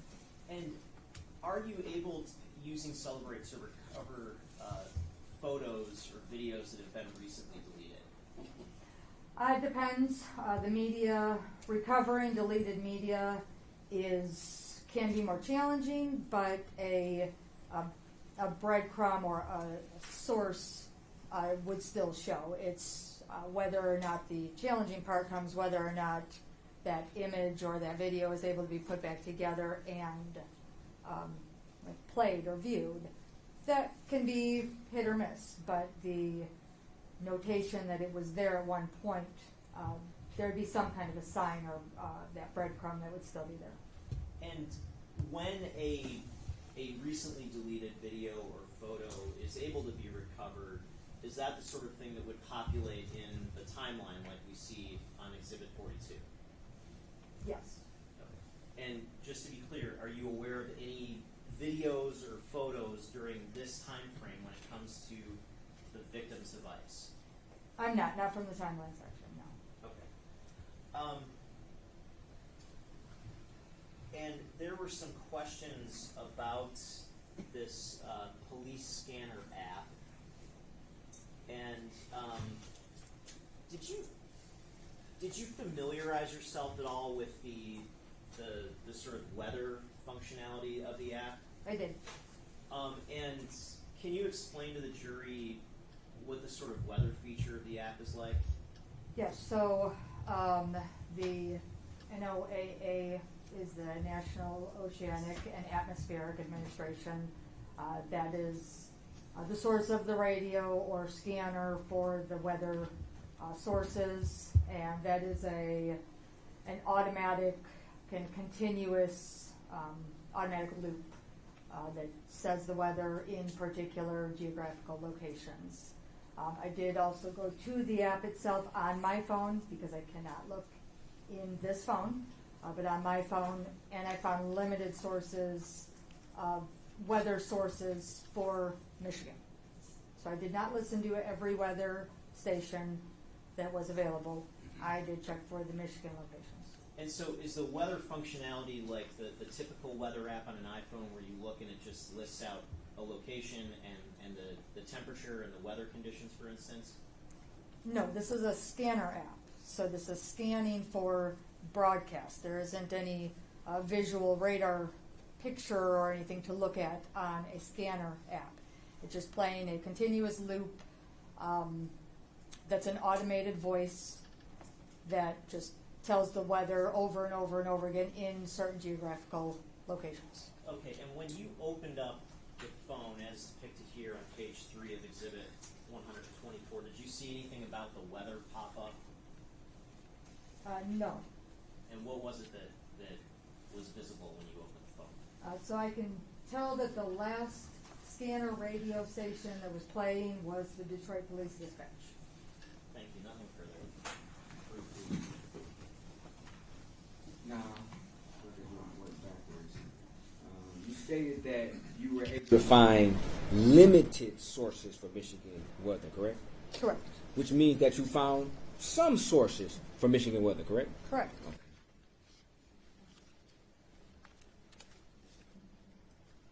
And those sources for Michigan weather spoke about Michigan weather.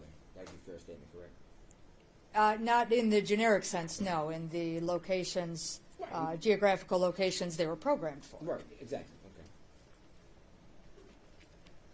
And you also stated that it depends if you're able to find video that's recently deleted, correct?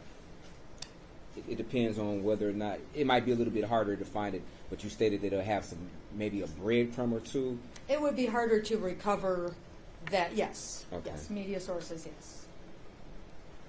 Now, what type of breadcrumb would appear in with the device events line? What would it say that would, I guess, signal you to look further for a possible deleted video? So nothing in the device events line. Okay, wouldn't, okay. So if somebody uses their camera, would anything appear in a device events line? Not in the events, is just recording the events. Okay, so that wouldn't be an event if somebody used their camera and took a picture? That wouldn't be an event? Not in the sense that you're referring to in the device events category. Okay. So where would it appear if somebody took a picture or a video with their phone?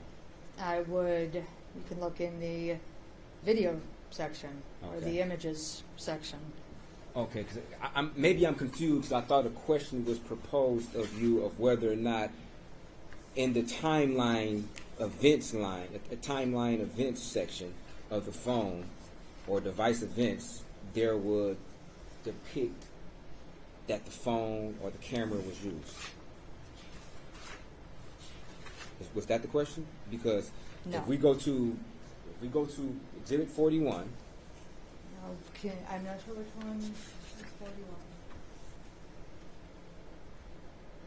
And we can agree that this is device events, correct? Yes. Okay. And if we scroll to line 30,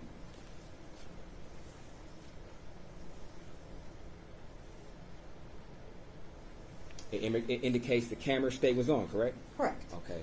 So maybe I was confused, but I thought that you indicated that in this device event, if the camera was actually used to take a picture, it would be depicted in these events. That's not true? You were confused, sir. Okay. We're talking about, this is device events. Okay, yes, I know. Right. Yes. Okay. Okay. So just to be clear, if the camera was used at this particular time, there would be nothing in this readout or this exhibit that would indicate that the camera was actually used, correct? Not in device events. Okay.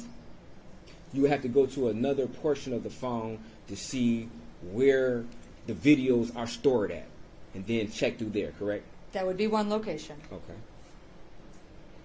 And if the video is deleted from that particular section, would it have like a cookie or would it have a partial file? What would it have in, I guess, any location, or maybe specifically that location? We'll start there first. What would it have in that specific location that would indicate that there's a possible deleted video or picture? Oh, well, it wouldn't have a cookie. It could have so that's a file system change in some way. So if a picture or video is deleted, there's still going to be indications in a file system that it was taken. So it could just be date, time, image. It could, in deleted cases, it may recover that image. So we may be able to see it again. But there would be indications of, and this is all based on being able to recover it from the extraction process. So it would be deleted and then recovered through that extraction, through the extraction process. So part or all of it could be recovered, but there would be an indication, a line of something from the images section. It could be a partial date. It could be a little partial picture. It could say empty file, but we know a file was there. There are many different potential possibilities here. Right. And do you recollect on whether or not you were able to determine whether or not there was a recently deleted file or not? So from the timeline section, it did not show recently deleted files from that time frame or time period. Okay. Thank you. No further questions. Any further questions for the jury? Right now, Council approach. Deputy, could you get the questions from the jury, please?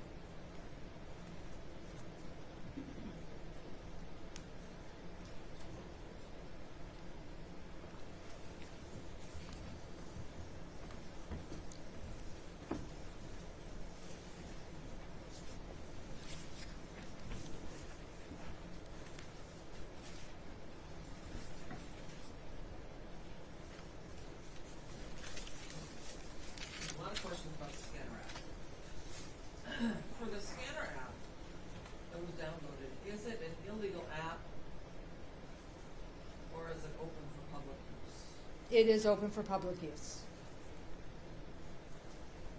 And could the scanner app usage be shown as brief if it plays in the background? It could be, but there are a lot of cases where we're showing a launch and a close. And I think this is similar question. I think it's pretty much the same. Does the police scanner app work in the background and not require the app on the main screen of the phone or frequent user input? So it would, it can play in the background. So if I had it open on my phone, I can close my phone. If I don't close that app, then it is still going to be playing in the background and I can still hear the audio from the background. But when you see an end time, An end time would indicate an end time. Closing. close. Correct. App is closed. Yes. Okay. And do you know of any reviews of the Scanner Radio Deluxe app from the time preceding the purchase of this app by the defendant that speak to its typical or potential use, if you know? I'm not sure. And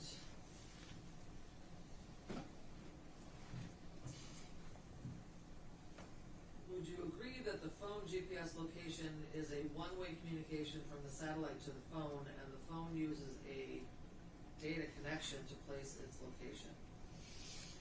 So the locations can be taken from different places. GPS satellite is one potential source, and that's all it is. It's a potential source. You can also have your tower location. You can have your media locations activated. It's really up to user preference, but GPS is one potential source.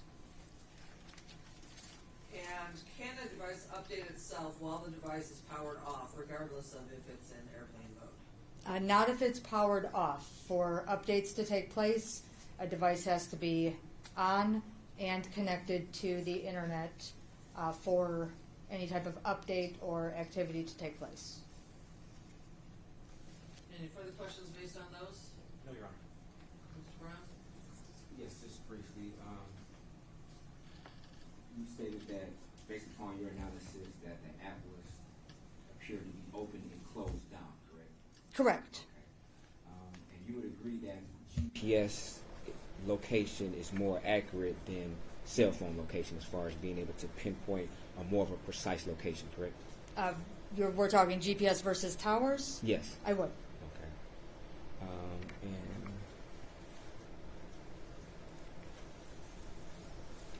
that's it. No further questions. Any further questions from the jury? Okay, thank you. You can sit down. Does the jury need a break, or do we want to start the next witness before lunch? Any 10-minute break? Okay, let's take a 10-minute break. You can get to the restrooms. Have you go in there. And then we'll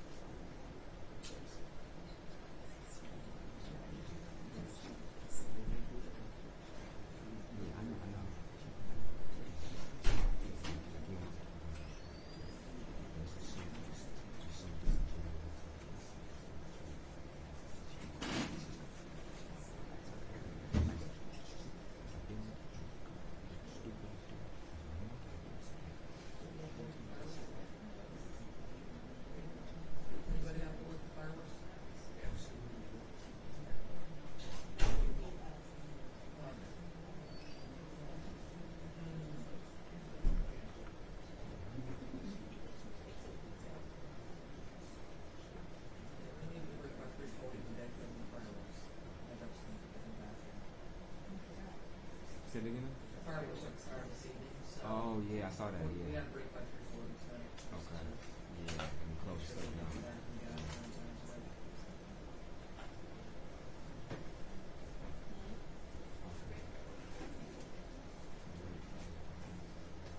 We got a break by 3:40 tonight. Right here. We'll see where the witnesses are. I'm not sure how the jury says where to go. This judge.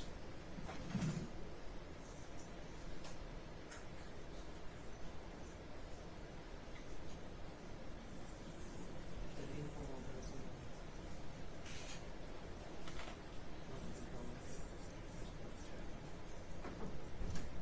Take all of that.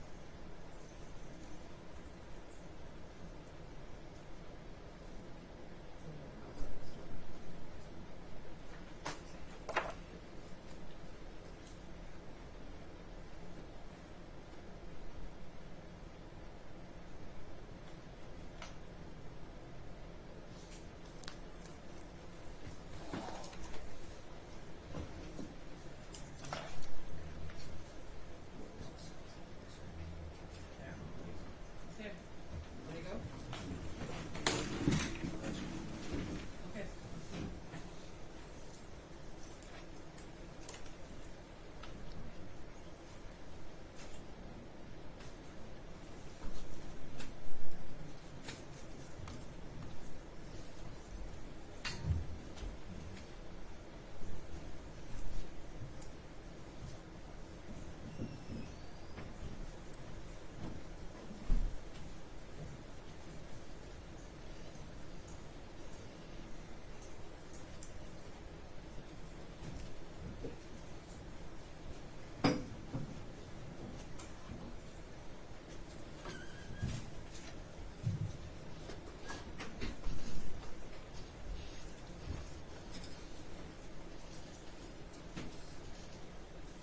You may be seated. Recalling case number 24-000-535, People versus Michael Jackson-Bolanos, appearances. Good morning, Your Honor. Ryan Elsey for the people. Dominic DeGrazia on behalf of the people. And Brian Brown on behalf of Mr. Jackson-Bolanos. Turner Christian Working, co-counsel on behalf of Mr. Jackson-Bolanos with your signing and break. And I know for the record, Mr. Jackson-Bolanos is present, all counsel are present, and our 14 jurors are in charge of the courtroom. We're ready to proceed with the next case. Thank you, Your Honor. This time the people called Jordan Graves.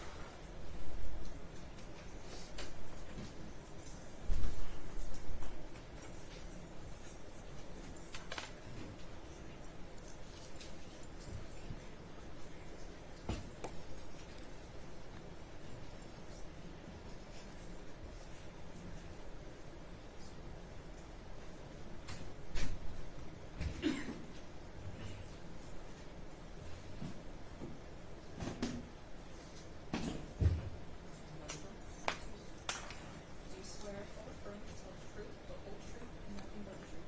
Yes, sir. Thank you for this.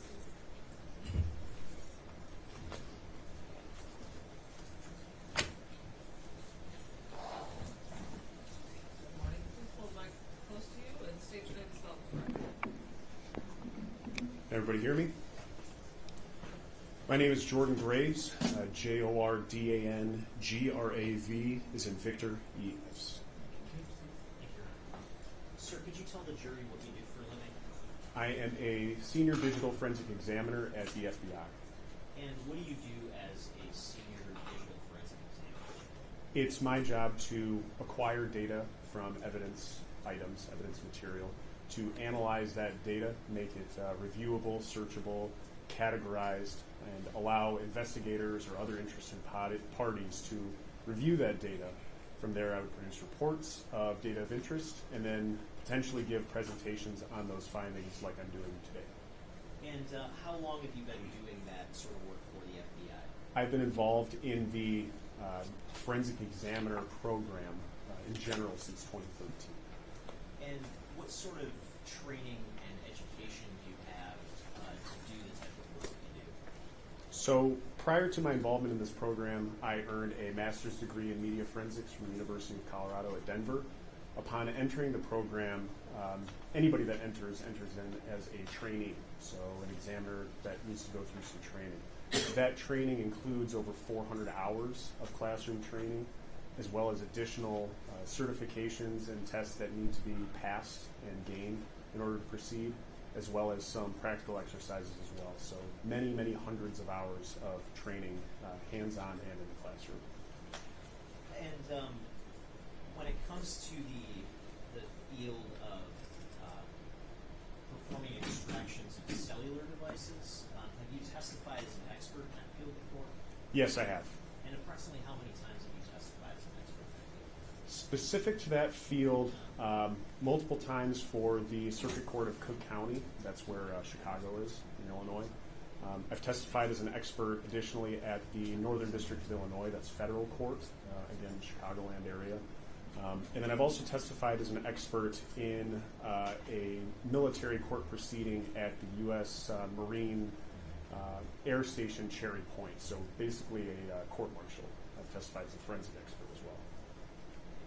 Your Honor, with that, I would offer that the witness be qualified as an expert in the field of forensic cell phone extraction and analysis. Questions? No, Jason. Okay, then this witness's testimony will be accepted as an expert in the field of forensic cellular device extraction analysis. You may proceed. Thank you, Your Honor. Sir, I want to direct your attention to what has already been admitted as Exhibit 41, the Celebrate timeline for a specified period of time from the victim's phone in this case. Are you familiar with that report? I am. And just looking at, for instance, showing you rows 88 and 89 of the data in that report, are we looking at GPS locations from 4:23 a.m. and 4:29 a.m. on October 21st, 2023? Yes. And is it fair to say that the two GPS locations are not entirely the same for those two periods of time? That's correct. The values are different. And would it also be fair to say there's other varying GPS values contained in this document? Is that correct? Yes. Now, based on your role as a senior digital forensic examiner with the FBI, do you have some familiarity with how the GPS system works? Yes, a little bit. And can you explain to the jury just what the GPS system is as a general matter? So GPS stands for Global Positioning System. It's a series of satellites that orbit the Earth that help triangulate or locate devices with GPS antennas. Basically, you have an antenna on a given device, whether that's a phone or a designated dedicated GPS unit. I don't know if anybody ever had those handheld units that we used to have and put in our cars or vehicles. As well as the GPS transponding devices that are included in a lot of newer cars these days. A lot of people can use turn-by-turn directions right in their car. So those devices have antennas that communicate back and forth with these orbiting satellites to try and provide locations for where you are and assist you in navigating wherever you're trying to navigate to. And did you have an opportunity to plot out some of the GPS coordinates reflected in this Exhibit 42? I did, yes, a sampling of them. And what did you find when you plotted out that sampling of coordinates? So for the coordinates that I had... Your Honor, I would object. I believe this is a witness who's qualified to, I guess, testify about the GPS coordinates. He even used the word qualifying that he knows a little bit about GPS. So he's an expert in forensic extraction, but I don't believe he's an expert as far as global positioning system on how it works or the coordinates are, and be able to compare different coordinates to different coordinates, Your Honor. So I believe that this witness is not the right witness. Well, it's extraction and analysis. He testified that he knows little about GPS, a little. He used those words. What's up? Can you ask some further questions? Sure. Sir, when you said you knew a little bit about the GPS system, what do you mean by that? I meant that I didn't design GPS systems. It's not my primary job to track devices with GPS systems. Just as a user of devices that have GPS enabled, and as an experienced examiner who has reviewed GPS location data on given evidence sources. That is what my expertise is in. Okay, and within your area of expertise, do you have experience analyzing GPS data that has been extracted from cellular devices? I do. And are you able to testify and use some of that experience in terms of interpreting the data reflected in Exhibit 42? Yes. Okay. So did you plot out, you said you plotted out a sampling of some of the GPS coordinates in this particular document? I did. And what did you find when you plotted out those coordinates? Those plot points, when applied to a map, fall within a general area, but to be more specific, more precise, the two furthest plot points that I had placed and mapped and measured varied by about 19 meters, which is somewhere between 5 and 6 feet. Or, I'm sorry, the other way around, 5 meters, 19 feet. So a 19-foot variance between these furthest points that I mapped. Okay, and were all those points consistent with being in and around the area of 1366 Joliet Place in Detroit? Yes. And now, based on your experience interpreting GPS data, is that sort of variance consistent with the device moving during that period of time? It could be moving or stationary to have variance in GPS records. And how could it be stationary if there's deviations in GPS points from one time to another? Your Honor, we're getting into speculation now. He's speculating. Truly, he's not an expert in this particular situation, so he's asking him to speculate on an area that's beyond his expertise.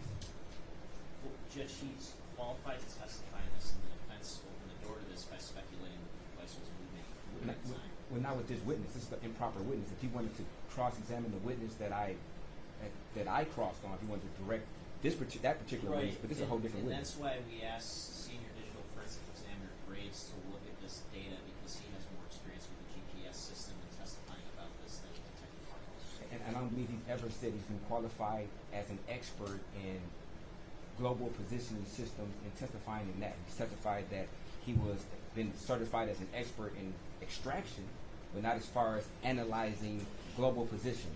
And he's just not the right witness. Ask him about his training regarding GPS interpretation. Okay, what sort of experience or training do you have when it comes to interpreting GPS data? So, as you can imagine, with mobile devices being on people's persons or being in people's vehicles, location data is very prevalent with the evidence that I've worked on in my career. We're talking about many hundreds of requests for assistance, all of those requests constituting potentially multiple evidence items. So thousands and thousands of evidence items that I've examined personally. Many of them contain some kind of a location aspect. And many times the location information is significant, at least as communicated to me by the case agent or whoever's requesting that assistance. So I do have a lot of work experience working on evidence data, specifically looking for location data, providing that data to the requester or the investigator, as well as plotting that data out using a readily available service like Google Earth or Google Maps. It's fairly simple and straightforward to enter in latitudes and longitudinal values in those fields and then to see where those plot points land. It's pretty trivial process. And Judge, I just state that despite that impressive dialogue that he just stated, that he didn't indicate none of his training, whether or not he was certified or any type of outsources that he was ever qualified as a witness, as an expert witness. He stated that he has done it in the past. Yeah, I was planning on asking a question. So, when it comes to the training that you've had with the FBI, does any of that training specifically address anything having to do with the global positioning system? Yes. And can you elaborate on that? So some of the training that we receive provided by the FBI covers and deals with locations and how location data is recovered from evidence items and how it should be interpreted. In addition to the internal training provided by the FBI, there's also external training that I've attended, which includes training provided by an organization called the SANS organization. It's a tool-neutral vendor-neutral organization that provides training to folks in the public sector and the private sector on a variety of different informational technology aspects. So security, forensics, incident response.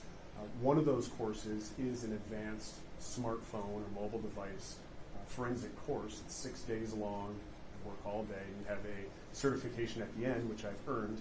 And as part of that training, some of the objectives of the training days include recovering and interpreting location data. As part of your experience recovering and interpreting location data, and as part of your training when it comes to location data, have you ever encountered situations with very small fluctuations in GPS data, like the example that we have here in Exhibit 42? Yes. And can you, I guess, can you explain what your experience is in sort of interpreting those sorts of small deviations in GPS data? So based on my training experience, GPS records come with an inherent margin of error, right? It's not going to be accurate down to the centimeter or to the inch necessarily. There are a whole lot of variables that come into place when GPS records are produced.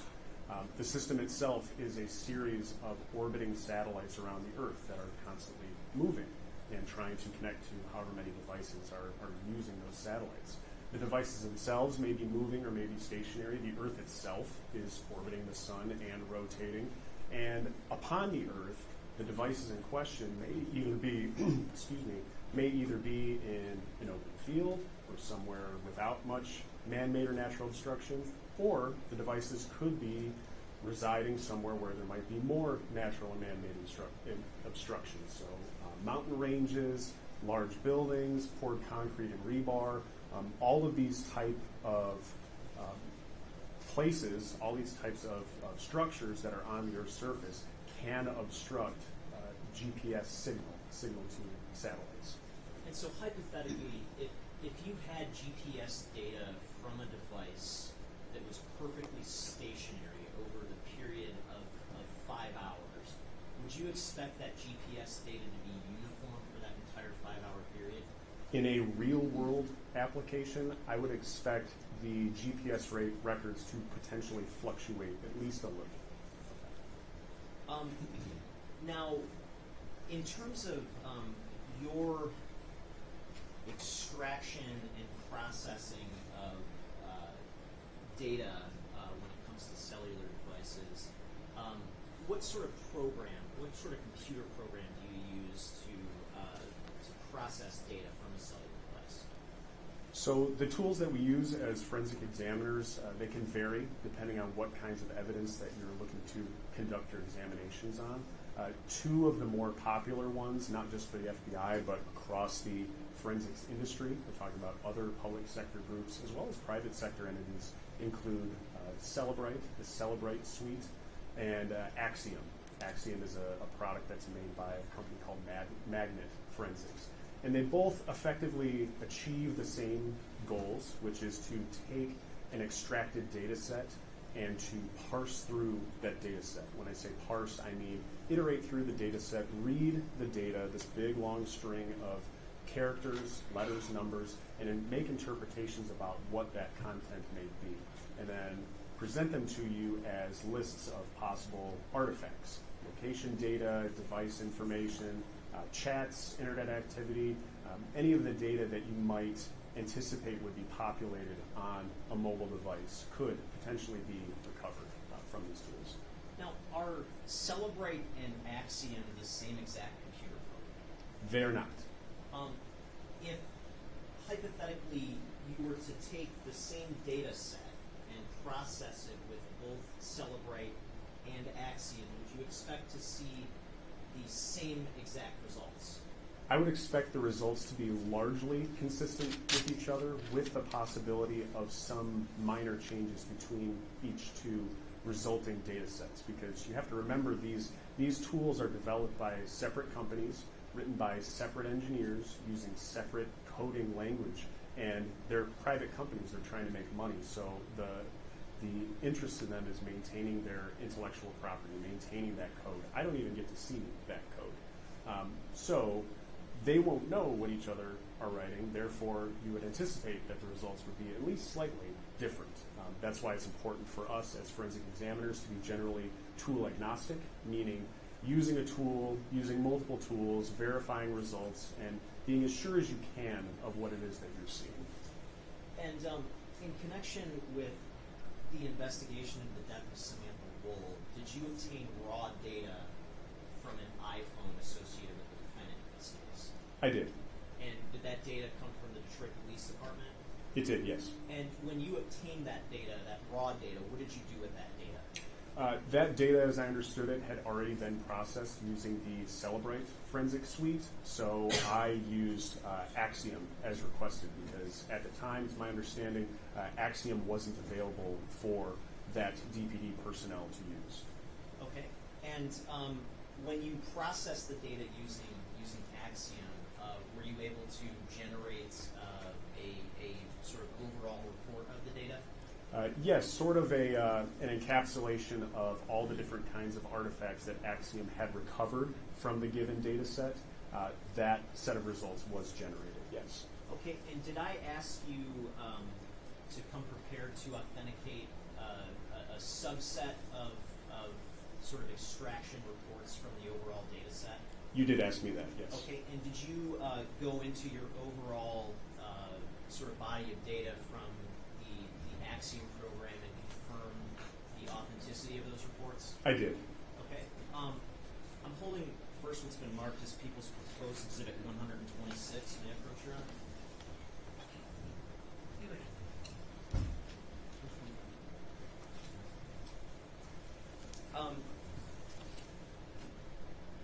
Is Proposed Exhibit 126 a report that includes some information about certain app installation data?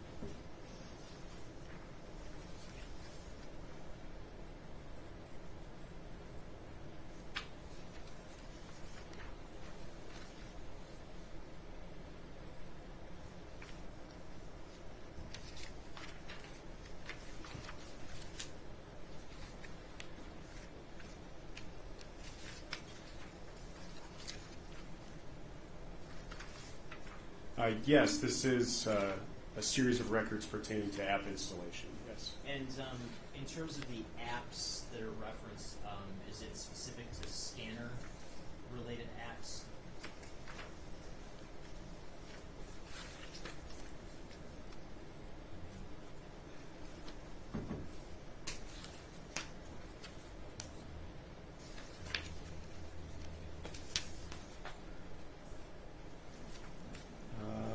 Yes, they all, based on package name, they all have a scanner or a police scanner, that sort of language in the name of the app package, yes. And again, if you were to go back into your sort of overall report from Axiom and pull that same document, could you do that today? Yes.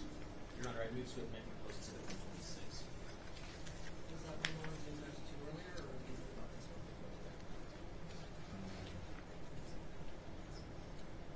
Yeah, I think it's the previous objection. It's the same objections.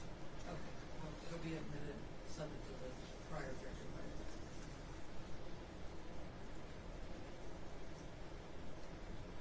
And I just have a couple of questions about this exhibit. Just on the cover sheet, what is, where it says case number, what sort of information does that reflect?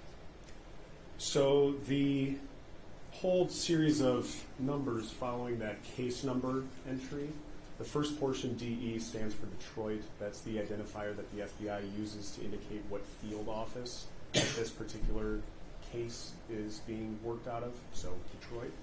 The following 7 numbers are a unique number assigned to a given case. So using that DE and then those 7 numbers, that would tell you which case it is that all this information pertains to. In this case, it was an assist to local law enforcement. The next 6 numbers, that 288734, that is the request number. So that number is generated when a request is made specifically to me or individuals that are on my team in Detroit to assist in a case. So using that first portion, that DE383, et cetera, and then that request number, examiners that work in the FBI that have access to request records would be able to see this is a request for assistance on this given case, and you'd be able to see the details for that given request. The last portion, that 248-906-5529, is the phone number associated with the device that is being extracted and examined within this report. I want to ask you about record number 7 in the report on page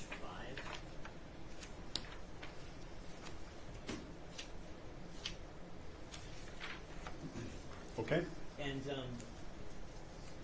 what sort of information can we glean from this specific record? So there are a series of rows depicted in this record: action, package name, date and time, local time, source, location, evidence number, recovery method, and item ID. The first one, action, install, successful. This is the generic summary provided by Axiom of what a given event is. So a successful installation, as Axiom is reporting. For package name, this is insight into what app is actually being installed. That com.radio.police.scanner.scanner is going to be the information of relevance or of importance, telling you what sort of application is being installed. Date time, local time, that is the date and time that the application was installed.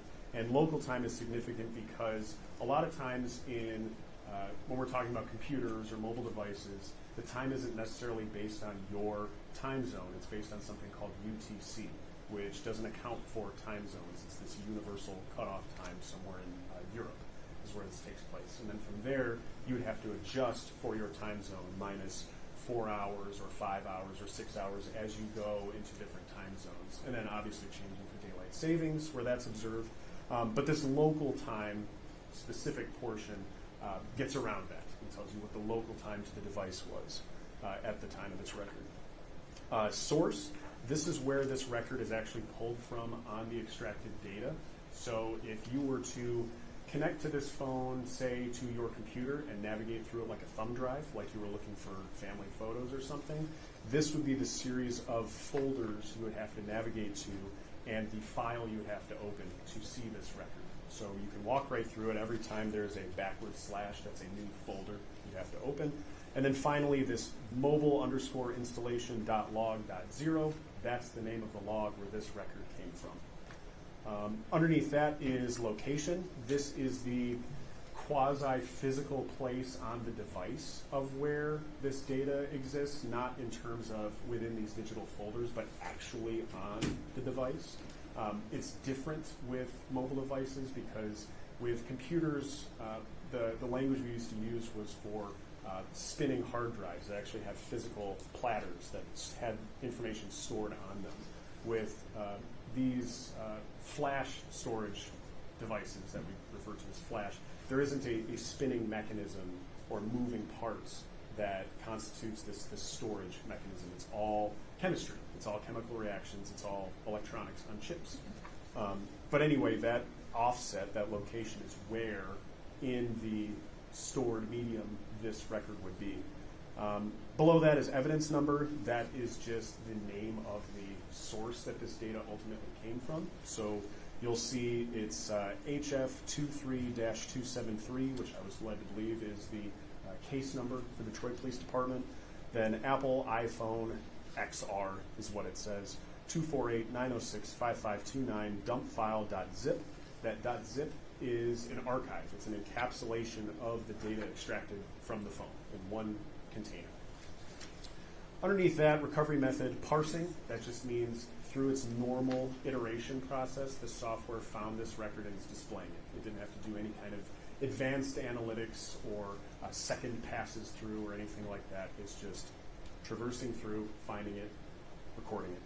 And then finally, item ID. This would be a unique identification number within this Axiom processing session pertaining to that record.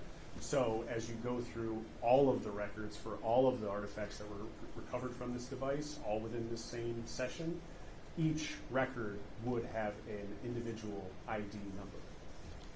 And that is all the information listed here. And if we go to record 8, what's the next action that's reflected there? The next action that's reflected there is uninstalling identifier. And can you say anything about what that means? An identifier, I mean, it depends on the context, but in a lot of times when phones and computers are doing normal day-to-day user-related things, tasks, there's a lot more that happens in the background than folks may understand. For instance, if you're simply typing in a Word document, the things that are going on in the background of that computer aren't just placing letters within that document. There might be a whole bunch of background system things that are happening at the same time to best manage the user experience, to best keep the thing operating in an optimal fashion. And so this uninstalling identifier record following shortly behind the install successful record within 2 minutes and pertaining to the same package, that COM, radio, police, scanner, just a sort of system maintenance, maintaining this application. And if we go down to record 19, can you just, I guess, briefly summarize the action, the package name, and the date and time associated with this record? So for record 9, the action made container live. Sorry, record 19. Oh, I'm sorry. Yeah, down on Sorry about that. page 7. Mm-hmm. So record 19, the action install successful. So same action that we had from the previous covered record. The package name for this one is a placeholder COM Sepia Software Police Scanner. So that would be the name of the application that was being installed. Date and time, local time, 2023 11/3, which is November 3rd, 22:30:34. That'll be 10:30 at night. Source, that's the location of where this record was recovered from the data set. Location, the physical location on the media item. Evidence number, this is that same container that contained all that extracted data from the phone. And then item ID, you'll see, is a different record identifying number than the previous one discussed. Okay, and then if we go down to record 20.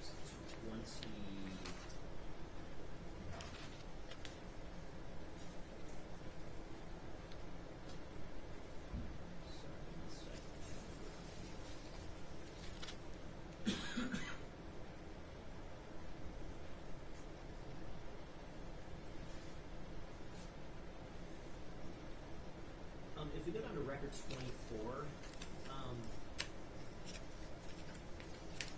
are we dealing with the same package name or a different package name at this point? So the package name listed for record 24, right? Correct.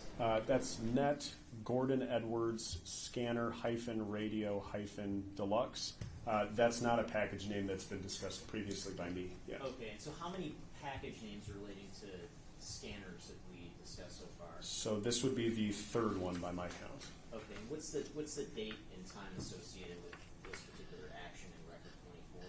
Record 24, the local date and time for this made container live entry is 2023 November 3rd, 23:57:56. So that would be 11:57 p.m. All right, and did I also ask you to authenticate a document pertaining to some internet search history? You did. And I'm holding. Council, I think we're at a good point to break for lunch and come back. I'm sorry, but it's already 10 after 12. This will just take a few minutes and I'll be done. Okay. I'm holding what's been marked as proposed to the 52-minute approach. proposed exhibit 52, a report that reflects an artifact of a particular web search that you located in the data from the defendant's phone.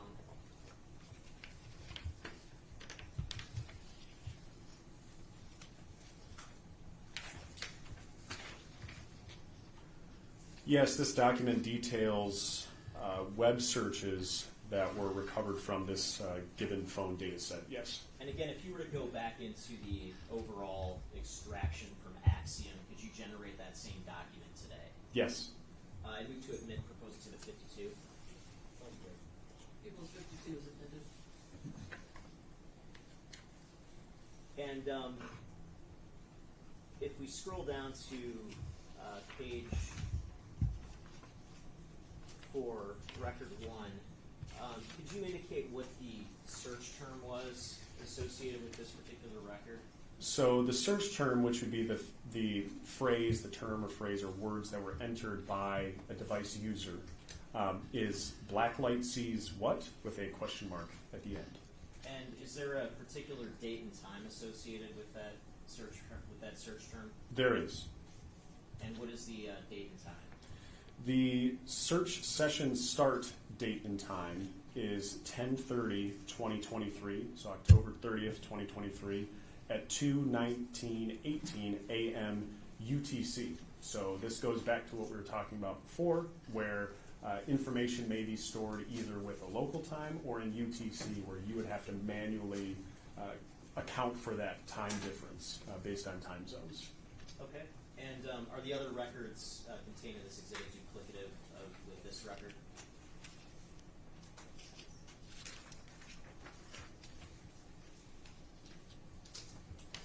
The search terms for the remaining records are the same, yes. Okay, thank you. Nothing further. Just to clarify, the UTC time adjustment would be what for the metro Detroit area? So depending on the time of year, depending if daylight savings is in place, it would On either that day. it would be -4 or -5. I think it's -4 for this time of year, but I'm not exactly certain when the daylight savings comes into or out of effect. I'd have So to that double would check. be either So you'd have to subtract 4 10, hours. 10 or 9, 18. Right, of the previous day, yes.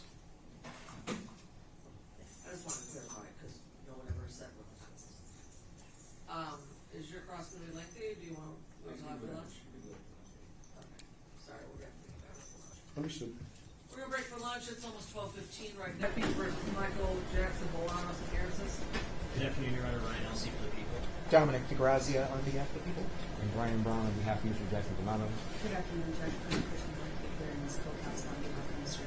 Jackson-Bolanos with your immediate right. And I know for the record, Mr. Jackson-Bolanos is president. Our council president, our 14th return to the courtroom. We're ready to continue. The FBI expert will join the statement. Correct.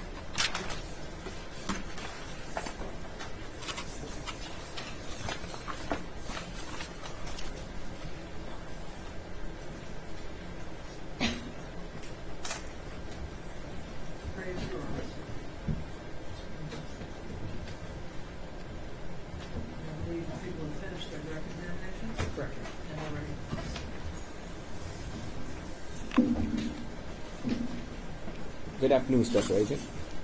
Sorry, I'm not an agent. Oh, you're not. Oh, okay. I'm sorry. I apologize. Civilian. But good afternoon. Now, you indicated on direct that you had some experience with the way GPS works, correct? With the way that GPS data is interpreted when it's observed on evidence devices, yes. Okay. And you indicated that sometimes, I guess from your understanding, there could be at least a 5-meter variance into the actual location into what the information depicts?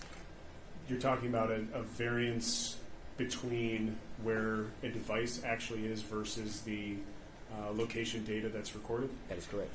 There can be a variance. I don't know the extent of that variance. That would be subject to testing. Okay.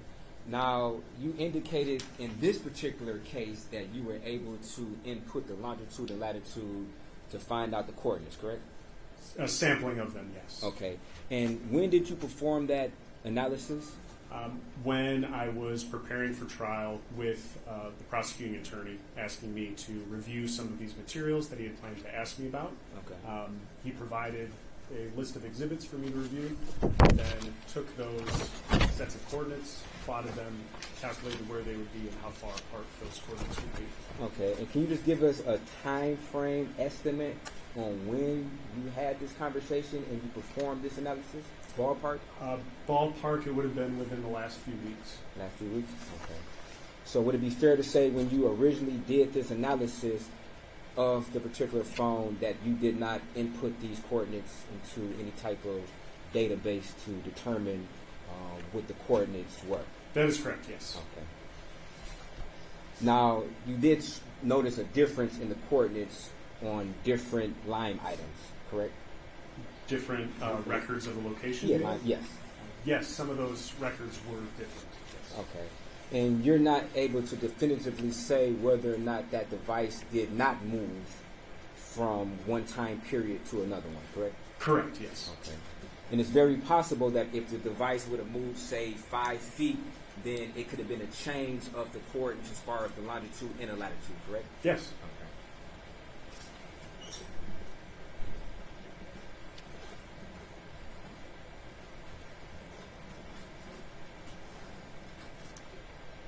And you also, I believe you indicated there's a margin of error as far as in the GPS coordinates? Yes, with most scientific measurements, there is a margin of error that comes with those measurements, yes. Okay. Were you able to ascertain whether or not in these coordinates there in fact was a margin of error? No. So it would be fair to say that you never went to the actual location area of this apartment complex or condominium to perform your own independent analysis, inputting the exact coordinates that were depicted in the exhibit which the prosecutor asked you to review. Myself to the physical scene? Yes. No, I never went. Okay.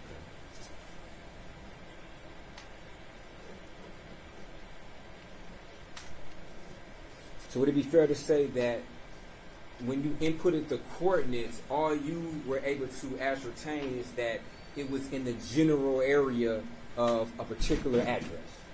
I was able to ascertain that the specific latitude and longitudinal records recovered from the phone corresponded to specific locations geographically, but not confirming whether or not the device was stationary or in motion. Okay.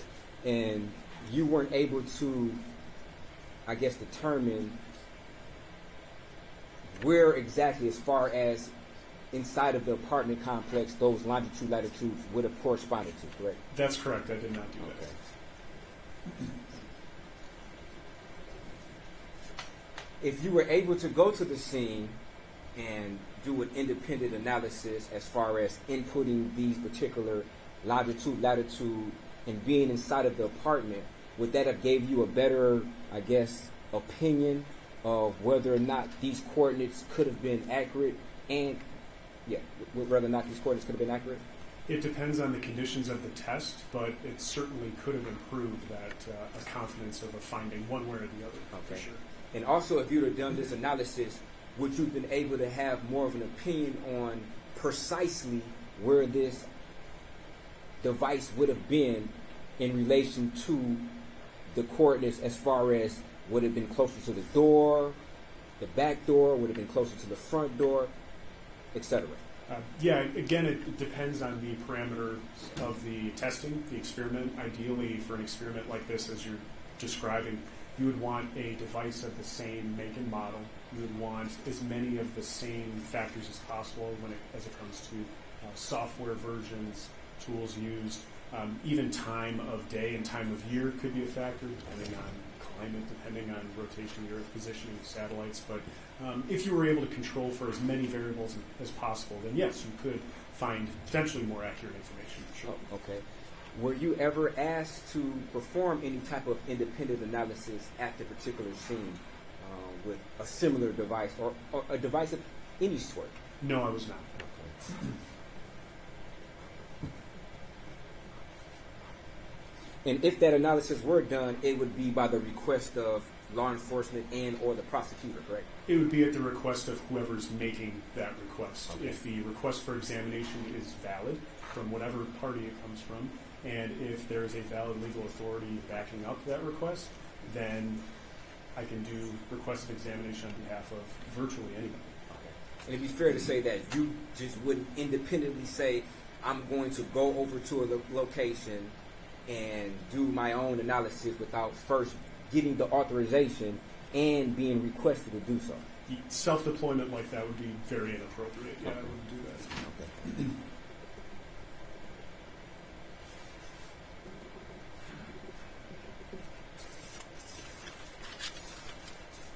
Now, you also indicated that you did an extraction from Mr. Jackson-Bolanos' cell phone using the Axion software? So I didn't perform the extraction of the data, the collection of the data from the device. I was provided with that data set, and then I processed that data using Axiom, A-X-I-O-M, is in Montana software. Yes. Okay. And that's indicated that's a little bit different, I guess, in some respects than Celebrate, since they're both their own independent companies and they have different type of, I guess, coding features in order to analyze the extracted data? Yes. Yes, it's different.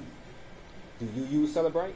I do. Okay. Did you use Celebrate in this particular instance when you analyzed the previously extracted data? I believe I used Celebrate, specifically the timeline function for this particular device. Okay. I'm not sure what versions of Celebrate were used by other personnel, but I did have Celebrate available to me, and I did process with Celebrate as well. So is it common in your experience for an individual who uses Celebrate and a person who uses Axion to have different results as far as the analysis, such as maybe web search history? It depends. It depends entirely on the device, depends on the applications that were being used, depends on the artifacts recovered from that application, because again, as an examiner, I can use the tools, but I can't exactly check under the hood to see how these tools work and how they run. So the way that they interpret data can be different from each other. Sometimes they're exactly the same and they correspond exactly. Other times there are slight differences. But being able to use more than one tool, being tool agnostic, as I discussed before, and making those comparisons, verifying those results is a pretty essential part of my job. Okay. Now, when you do analysis of, say, for instance, Google searches, do you then compare if a Google search with a possible web history to see if that same item that is depicted in the Google search also is illustrated in the column under web history, or yes, web history? I'm sorry, I'm not quite following what you're asking. You would agree that for phones they have a history of websites that were actually visited, correct? They can, yes, okay. Depending on the device configuration, depending on how your software is set up, how your web browser is set up. You might be using a web browser that doesn't save its history, doesn't save that activity. Maybe you're using a private browsing mode or incognito mode. In that event, your device won't necessarily retain all the information. So it depends. Okay. And when you did the analysis of Mr. Jackson-Bolanos' phone, you were able to look through the actual web history, correct? Yes. Okay. And you indicated that you were able to identify, or I guess see this search, Blacklight sees what, that was under the Google searches?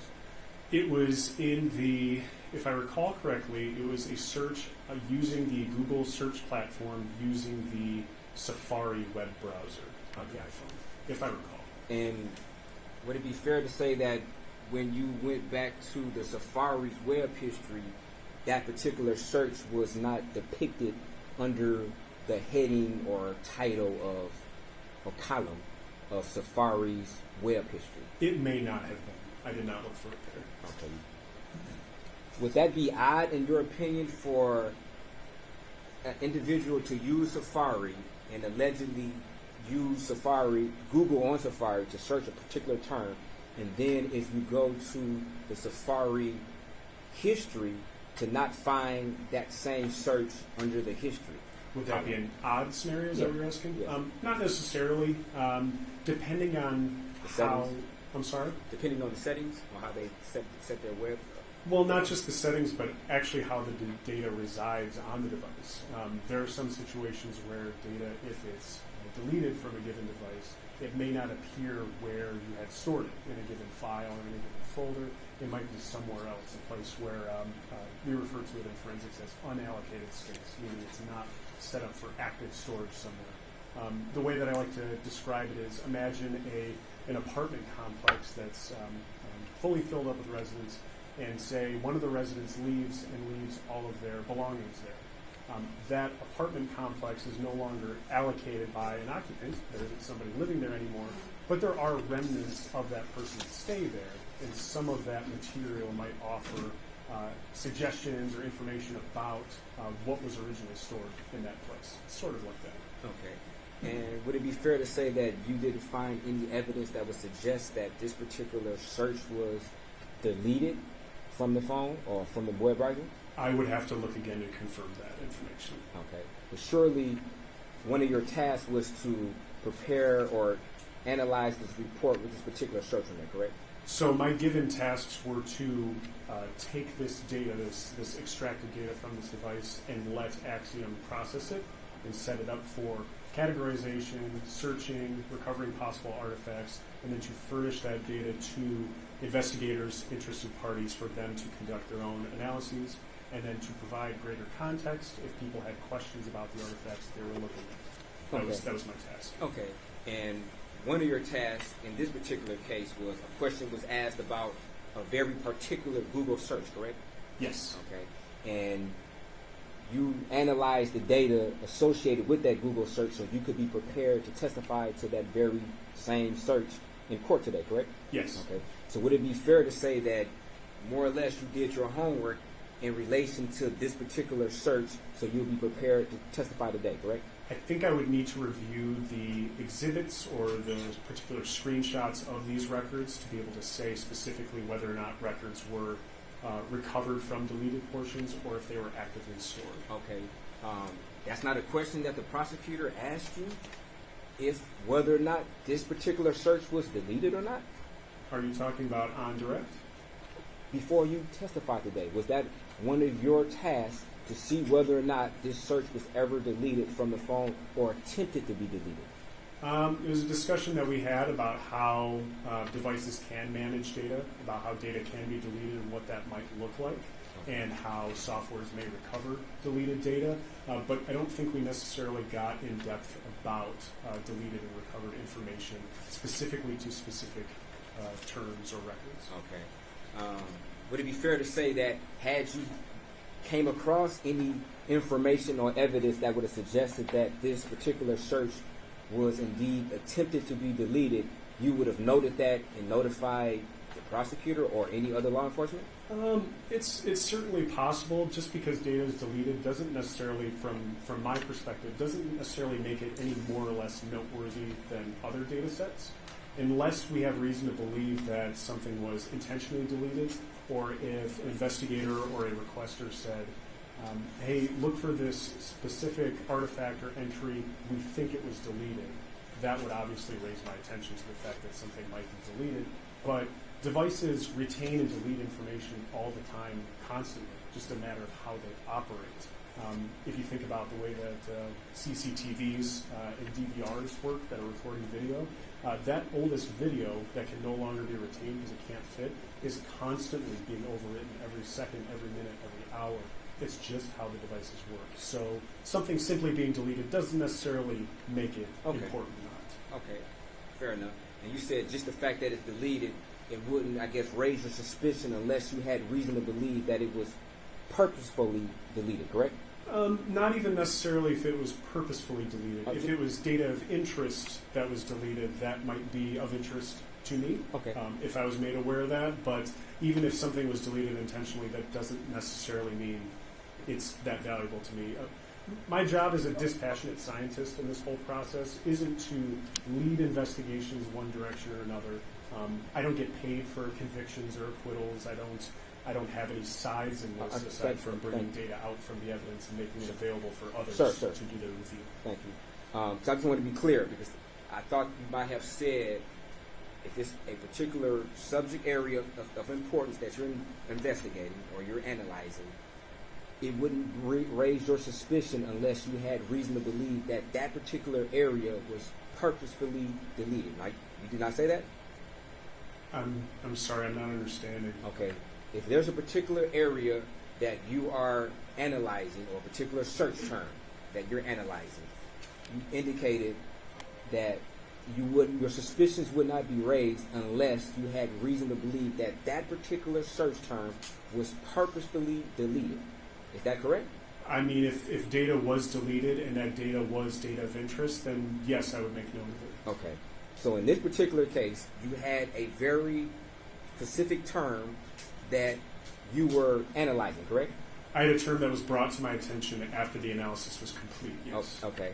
And after the analysis was completed, when that particular term was brought to you, you didn't come across any evidence that would lead you to believe that there was a purposefully deletion or attempted deletion of this particular area or term, correct?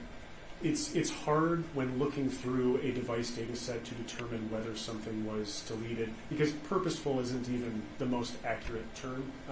Devices will delete information on purpose, in quotes, all the time because that's how, again, devices work. If we're talking about users directing a deletion command, it sometimes can be difficult to differentiate between a user telling a device to delete something or a device deleting something as part of just the maintenance of it itself. Okay. But again, reviewing the records that were presented, I could very easily check to see if there were any flags or notices saying this was deleted and recovered. Okay, and in this particular case, you didn't see any flags that would indicate that this particular search term was deleted and recovered, correct? I would have to refresh my recollection with the results that were provided. Okay. Do you have the notes in front of you that would refresh your memory?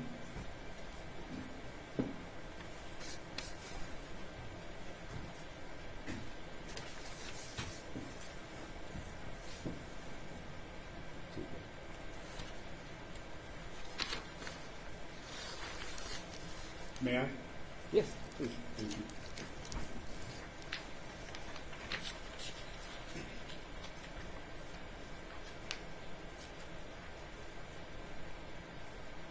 Okay. Can you answer our question? Can you say it again, please? Oh, do you have any knowledge that this particular term was user deleted or attempted deleted? Unclear if user deleted or not, but there is a phrase that's listed in these records. And I'm looking at, for instance, record 1 from Google searches. This is from Exhibit 52. The search term is blacklight sees what? Again, question mark. Google search conducted in Safari. And for the artifact category, the material that's listed in this artifact category is WebKit browser web history carved. The word carved is in parentheses. Carved is a technical term that basically means a piece of data or piece of information was deleted, either by a user or by the system, and that the tool that I'm using has recovered that information and presented it to me as a possible artifact. Carving, if you think about it the way that the word carving is used with artists that carve things out of wood or stone or something, the concept is to pull something that's already within that material out. It already exists there, but to make it visible. That's the reason why the term carved is used in forensics, because the information is there, the tool is just making it visible to you as the tool user. And do you know what the Safari settings would be in order to determine whether or not this was a system-generated attempted carving or not? Whether it was a system deletion or a user deletion? Yes. No, I don't know those settings. Okay. Were you able to analyze the settings to determine? Those settings would be best reviewed by powering on the phone, opening that app, and browsing through the settings for that app. Okay, so there's no way, once the phone is extracted, to go through the previous saved settings on that device and then analyze those settings to determine what those settings were at that particular time? There are potential ways to do that by perusing through the databases available from the extracted data, but there's no guarantee that this particular databases and records will be extracted out that would properly replicate those settings for an examiner to review. The best way, as I would describe for a fair amount of mobile device forensics, is to go straight to the source and observe it on the phone and document it that way.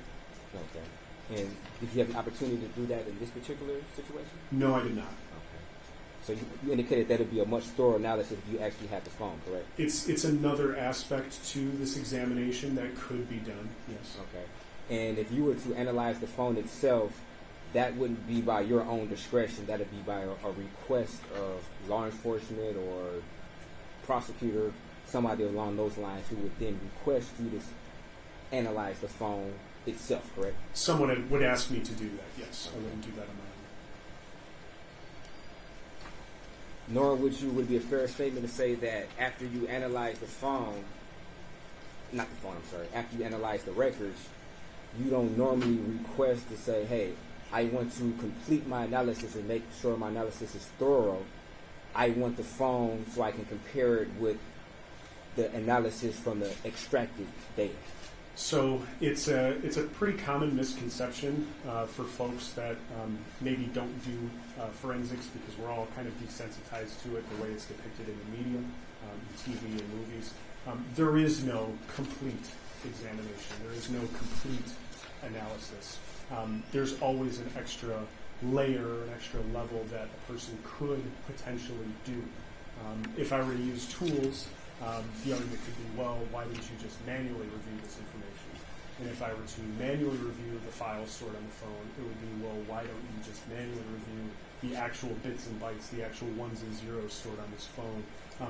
The closest thing a person could get to a complete analysis or a complete examination of a device would probably take the rest of their lifetime for one given device. So, I'm sorry? So would it be fair to say that if an individual wanted to do an extra layer of analysis, one could compare the extracted device information with the actual phone extraction, the physical phone, and compare those two?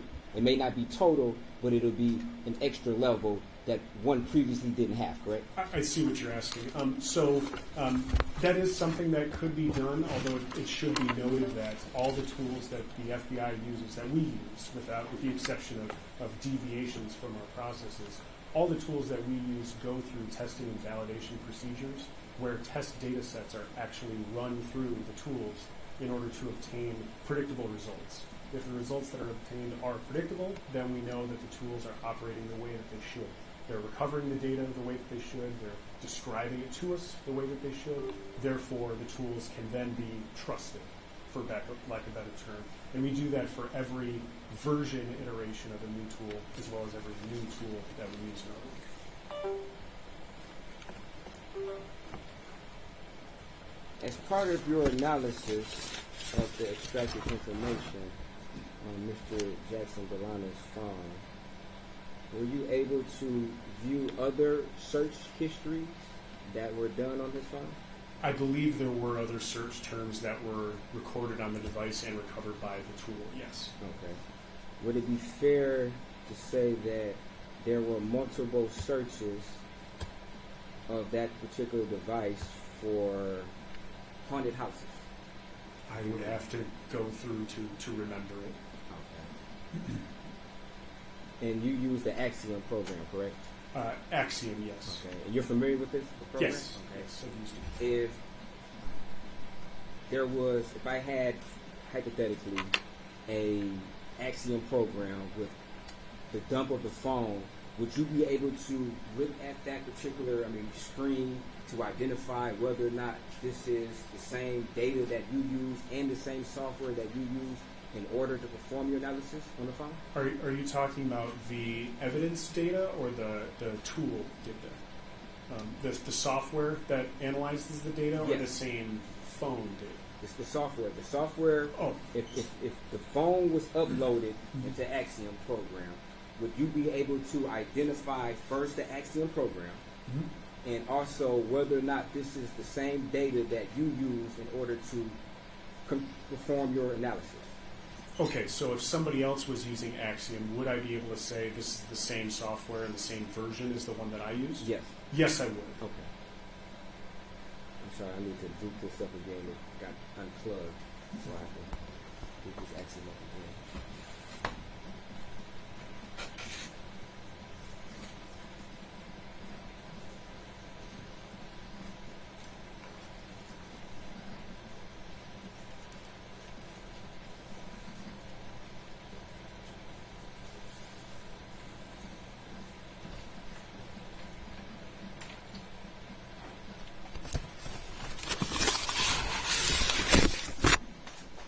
I guess in the meantime, while this loads up, load it up now.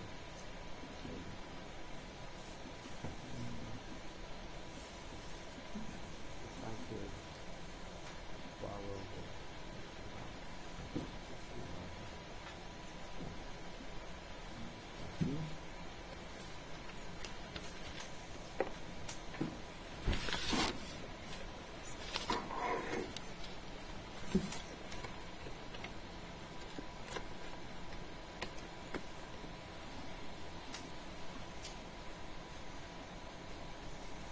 So if I could direct your attention to the screen. Your Honor, just to be clear, that this is not the end yet. This is the entirety of the defense done. Is the defense trying to move from the entirety of the program to the admitted? Because if not, it shouldn't be displayed up here. Well, not the entirety of it. I was going to ask a few questions, and then we can print out. Well, it shouldn't be Okay, I'm sorry. put up on the screen. Well, if a witness could, I guess, come over here and look at my screen. One, please. Okay. You can take your computer and- I can't plug in.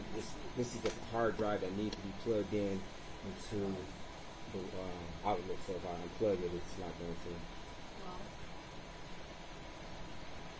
recess, so we're going to recess? I mean, this could have been done I understand. a long time ago.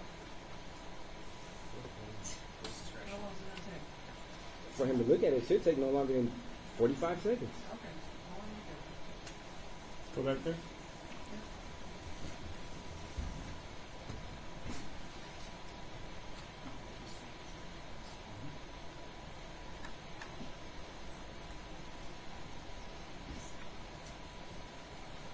May I refer to my examination notes? Thank you. Thank you. Thank you.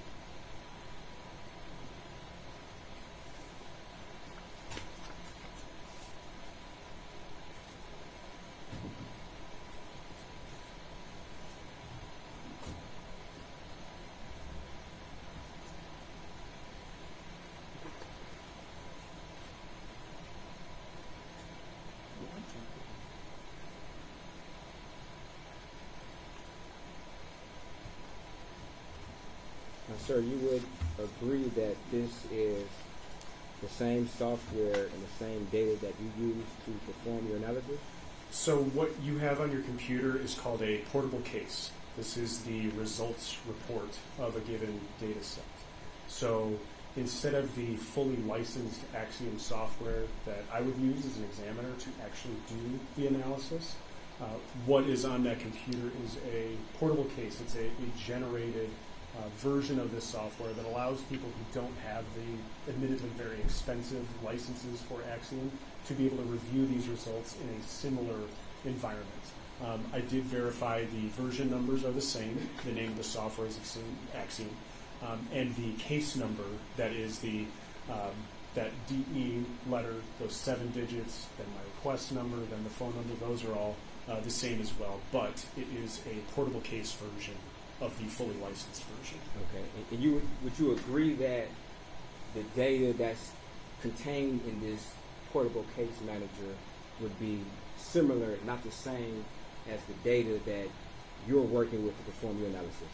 It generally, depending on how the examiner produces the portable case, because you can produce a portable case that contains subsets of that data. Say you were to process a phone and the requester of that examination really only wanted to look at communication records. So chat applications, native texting applications, things like that. You could produce a portable case containing only that information if you so wanted to. More often than not, at least in my experience, investigators, requesters are asking for the entirety of the recovered data from the device. So the portable case could contain substantially the same information as is in the extraction, yes. Okay. And it wouldn't contain any additional information from the software you use. You agree to that, right? A portable case wouldn't contain additional information? Yes. That's correct. It would be very difficult to do that if at all possible. And would it be fair to say that using this software, you can search certain terms within the software to see whether or not these terms exist in the extracted data that's contained on the phone? So yes, the software is set up a lot of ways like how your indexing system or catalog system might work in a library. So instead of walking into a library and knowing you needed to do a fifth grade book report on box turtles, you didn't have to walk through every single book and look for information about turtles.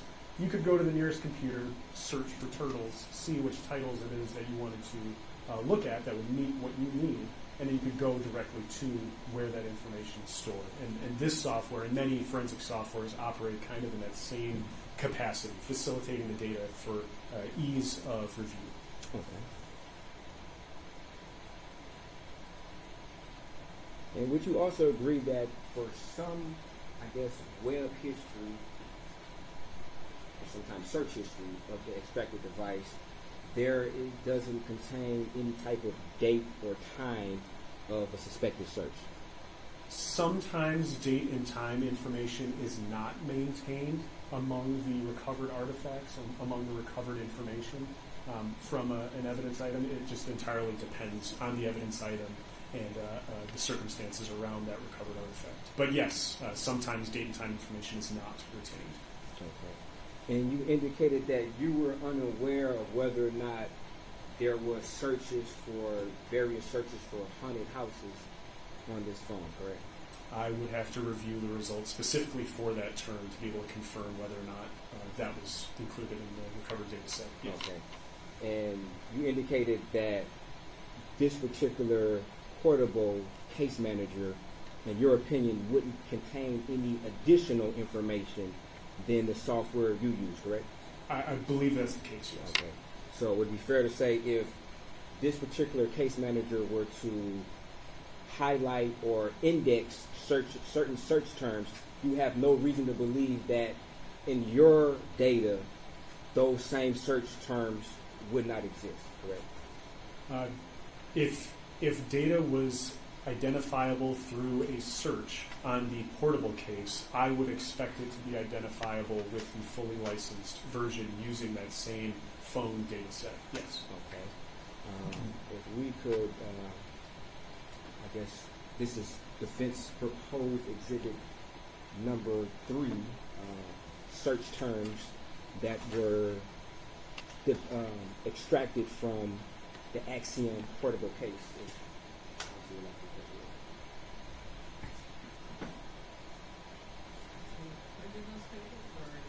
I'm going to show him just this page, the screenshot, and then I would print that out.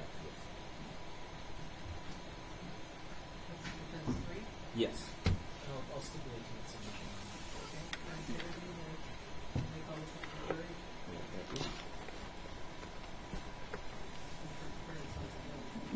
Absolutely.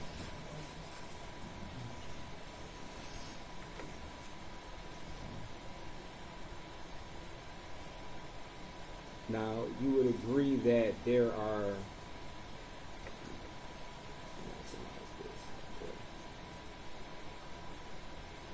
different columns under Safari history. The first one depicting searching haunted houses, correct? Yes, they all have the a highlighted portion over haunted, but each of those records seems to contain some reference to haunted houses. Yes. Okay. Correct. And you would also agree that under the date and time, you can scroll down just to verify.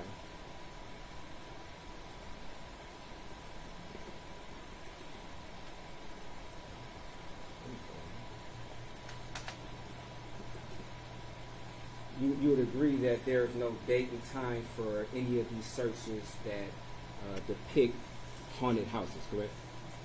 That's correct. Okay. So in cases like that, are you able to ascertain when and where or when these searches may have been done? There can be other artifacts that reference these. It really just depends on how the device and how the software is set up. Sometimes, given sort of other supporting circumstances, you can make inferences or you can extrapolate that, well, if sites were visited in a given order, and if you know one site was visited at a certain time, then you could therefore say that the other sites that occurred after that one visit at a certain time, they then therefore took place after that given date and time. But it entirely depends on other artifacts and what kind of information you have that reference these. Okay. And it'd be fair to say that you specifically were not requested to, I guess, determine when these particular sites may have been looked at other than today right now. These haunted house ones? Yes. I was not asked about haunted houses, no. Okay.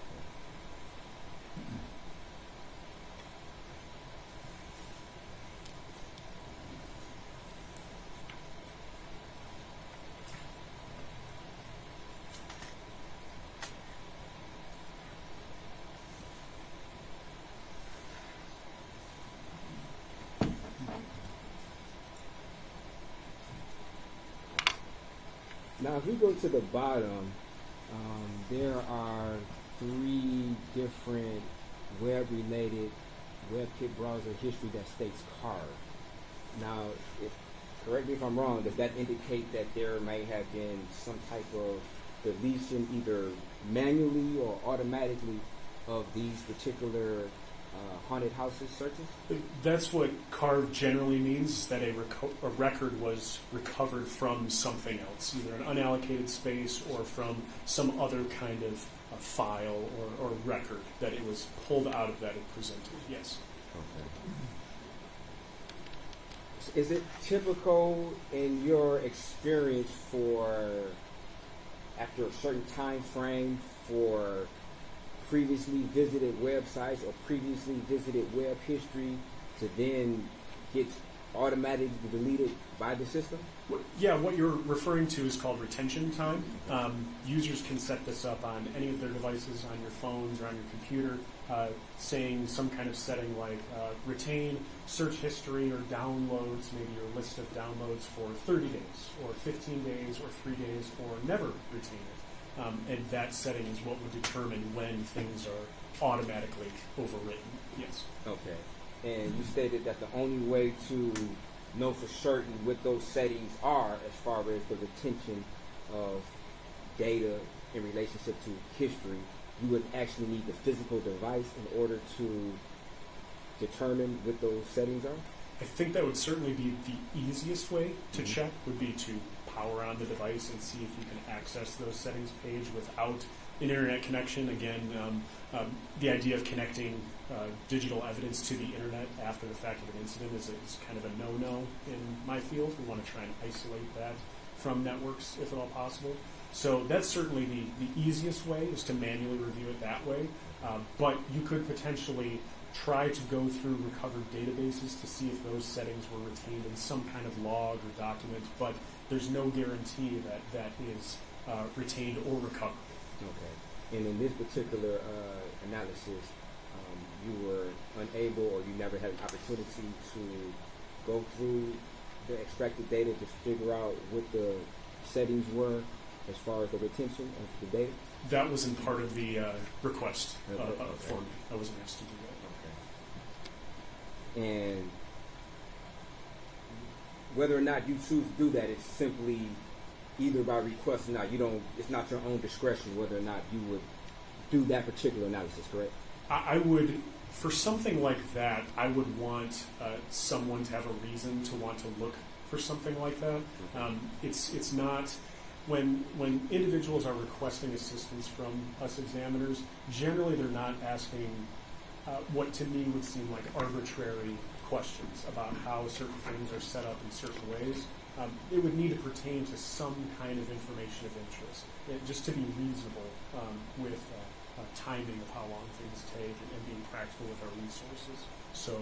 So yeah, I would generally need to be led down this line of, well, this is of interest to us. We need to find out how long data was retained in a certain capacity for this given reason.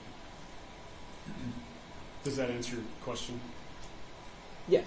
Okay. And you also stated that extracting data from an actual hard phone, the actual physical phone that's being connected to the internet, it's a no-no, correct?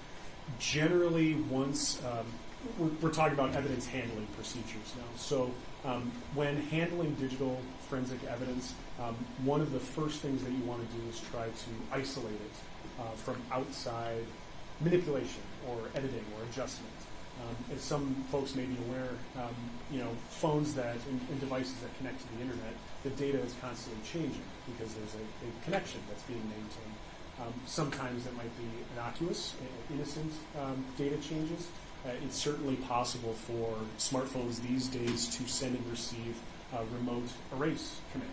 So a phone connected to some kind of network could receive a command to erase itself, and that's certainly happened before in the history of humanity. But so from a forensic standpoint, when devices are observed, photographed, seized, the ideal method of handling that evidence is to isolate it from a network, the same way that police would cordon off a crime scene, would tape it off. They don't necessarily want people walking through and damaging or destroying trace evidence. We wouldn't want people to even inadvertently damage or destroy digital evidence if we can help it. Fair enough. And sort of like indicated, police quarantining off a crime scene, as a forensic examiner, do you take notes of when a phone was quarantined off from the network? The moment you put it into airplane mode, would you document that? If I was the one doing it, yes, I do that. Okay. And would you agree that that is part of the standard practices in the industry for an examiner to note when this particular device was quarantined from the internet? There is some nuance to that question, to the answer to that question, because in some situations you can't enable airplane mode, which is to disable the cell phone capabilities, usually to disable Wi-Fi and Bluetooth, although you do still need to verify that because, as people may or may not know, you can have airplane mode turned on your phone, and you can still connect to Wi-Fi and Bluetooth devices. You can still turn that back on. So sometimes you can't turn those antennas off without inputting some kind of a passcode into a device, without unlocking it first. In that situation, you would do your best to remove the SIM card. This is the authenticator that allows you to have access to a given cellular network, like AT&T, Verizon, etc. But even then, SIM cards nowadays aren't necessarily all physical cards that you slide into the phone. Nowadays, there are SIM cards that are digital, that are actually inside the phone and can't be ejected out. So really, in those circumstances, there isn't a way to ensure that a device is off the network without putting it into some kind of radio frequency blocking container. We refer to it as a Faraday container, so a bag or a box that prevents signal from getting out or coming into the device. So in a situation where you can disable the phone to airplane mode, would it be the practices in your industry to document when that step has been done? For my standards and those of my colleagues, yes. I wouldn't speak for other organizations and the way they do things, but for me and my peers, yes. Yes, we For what you were taught and for what your understanding of your particular field is, it is standard practices in order for an examiner to document when they disconnected this phone through whatever means from being able to connect to the internet or Wi-Fi of any sort, correct? For my peers and I, yes. Okay. Yes. As part of your analysis on this phone, did you also come across certain search terms such as airlines that hire felons? I wasn't looking for that specifically. No. You weren't looking for that specifically? No. If we can, let's ask if you'd like to see defense proposed exhibit 4.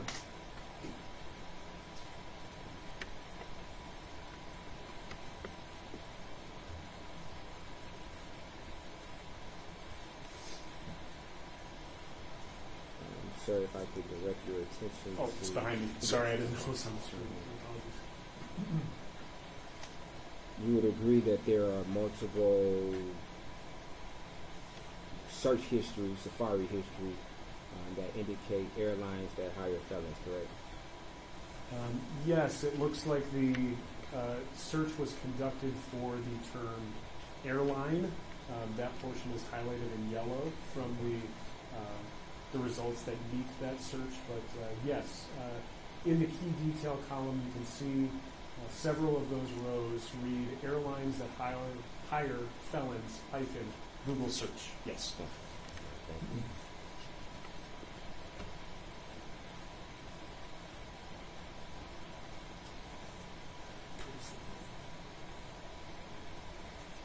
Date on the searches? Yes. Go back.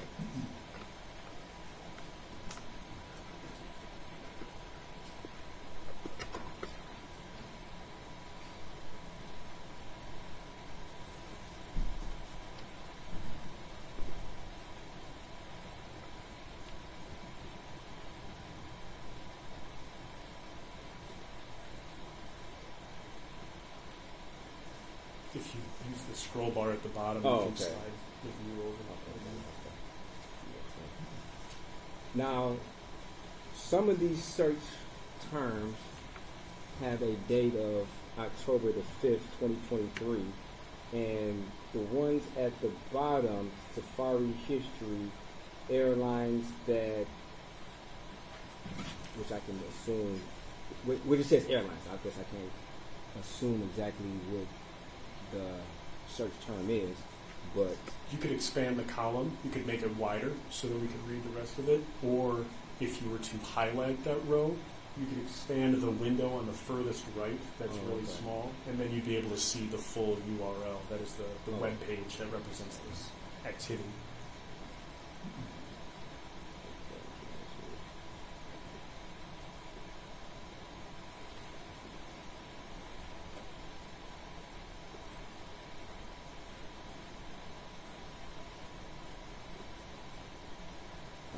like this? Yes. Okay. So we can agree that this is the same search, airlines that hire felons, correct?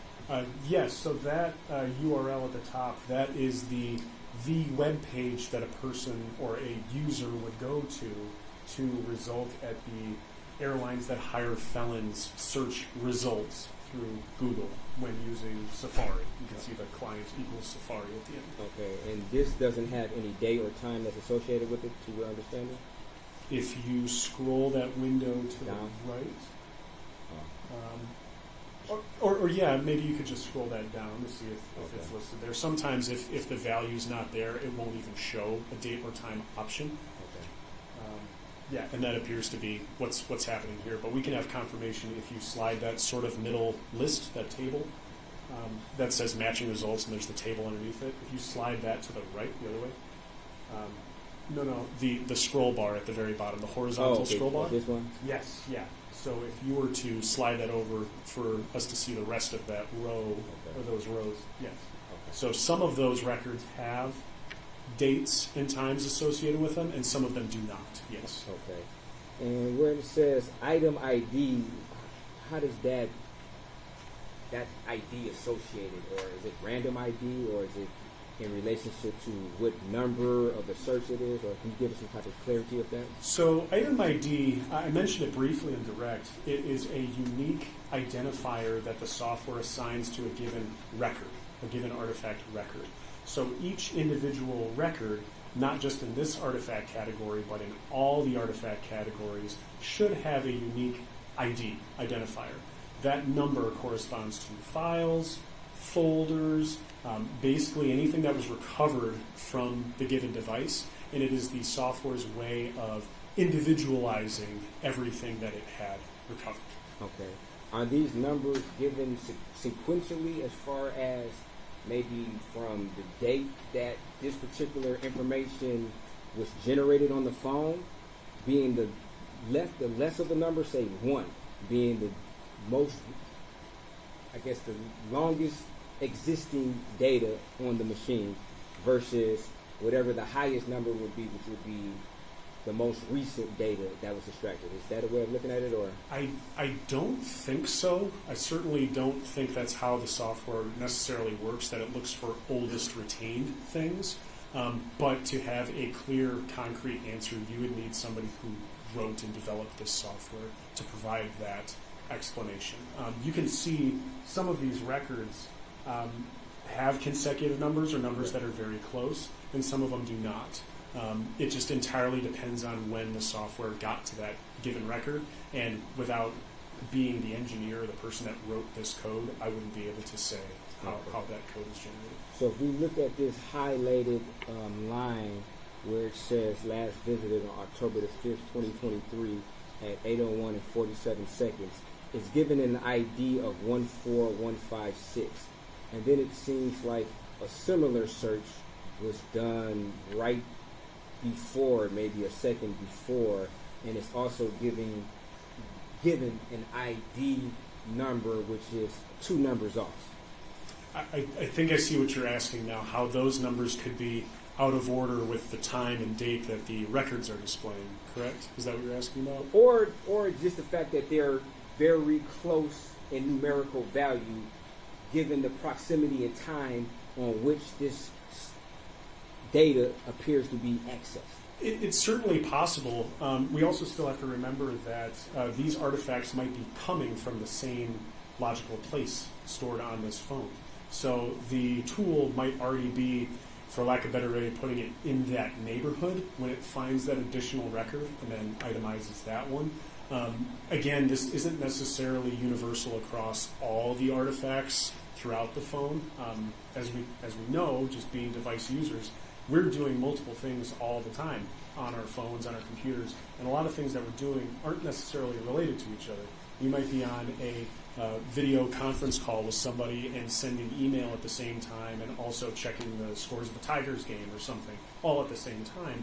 Those things chronologically all occur near each other, but they might be stored in very different places in very different ways on the devices that we use. So the software is not necessarily going to go through by date and time.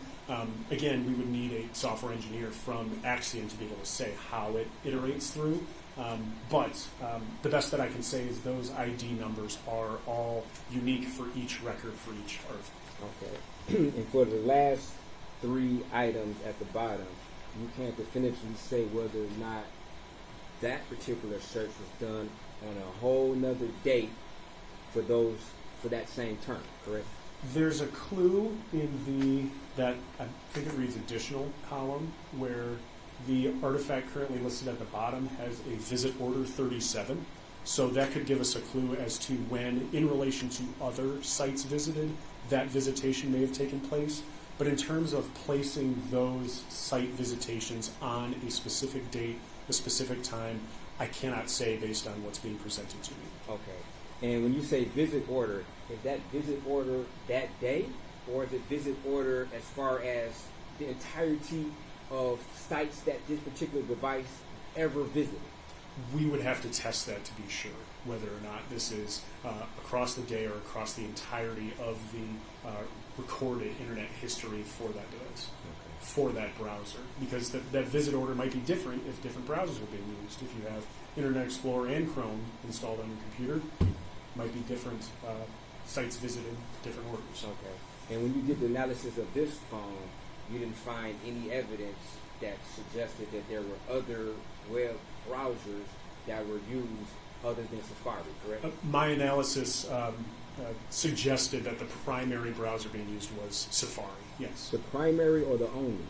I would have to review it to make sure that there wasn't anything from any other browsers, because there are actually a lot of softwares that use other browsers to work. For anyone that is familiar with Microsoft, Mozilla Firefox, the Firefox internet browser, that is actually used as the backbone for a number of different other softwares that folks might use. But I would have to go through to make sure that is not. And based upon your memory and your review of the notes prior to you testifying today, you would have, as of right now, no reason to believe that Firefox or any other browser was being utilized by this device, correct? Not to my recollection, no. And based upon your review and analysis of this phone, did you also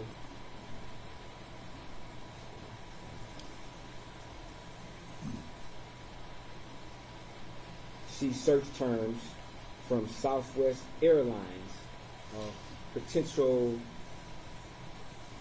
job searching? I was not requested to search for that. I didn't see it. If I did see it, it didn't stand out to me to recall at this moment. And this will be proposed exhibit number 5.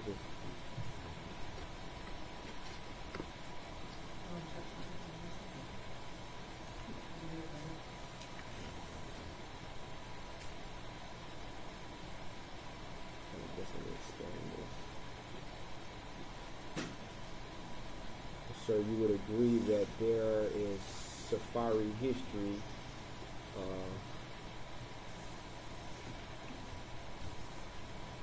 Southwest careers, correct?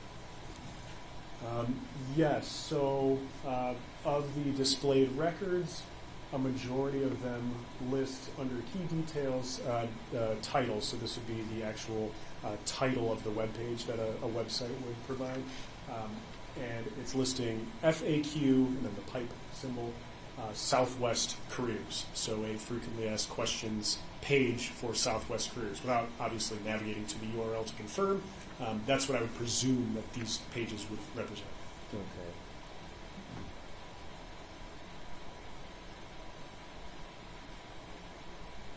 And there are, I guess there's a date depicted on some of the search terms, which appear to be October the 5th. And I guess a similar question in regards to the other, I guess, searches that don't have a date or time. You couldn't definitively say when those searches were done, correct? Again, it depends on if any other ancillary detail might give us ideas about maybe date and time ranges.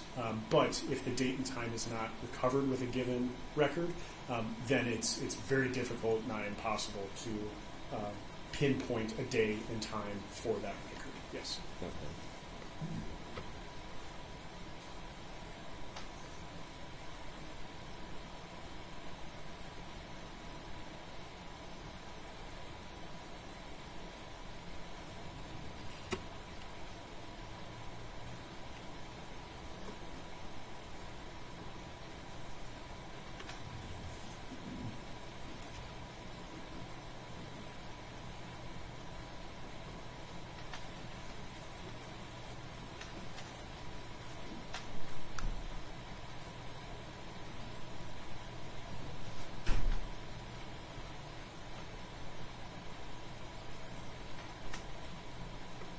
Now, in regards to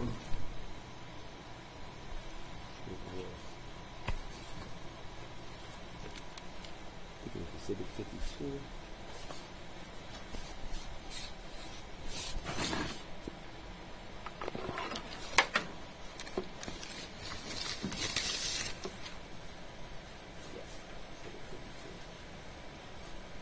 Do you have Exhibit 52 in front of you?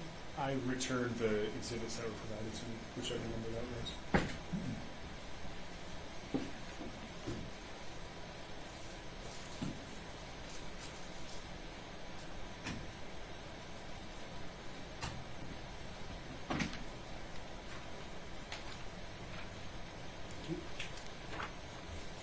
Yes, sir.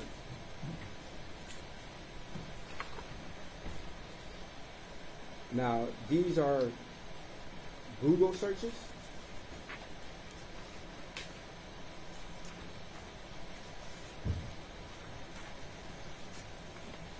So these search terms from this exhibit are searches that were conducted through the Google search engine. That's why the URL, the web page for it, begins www.google.com/search, and then question Q equals, here comes the query, the search to be provided. Okay. And then it's black light sees what, all separated by pluses. URLs don't like spaces in between characters. That's why you'll see a lot of letters and numbers put in there. And then the URL continues on with more characters until the very end. Client mobile GWS Wiz WIZ SERP.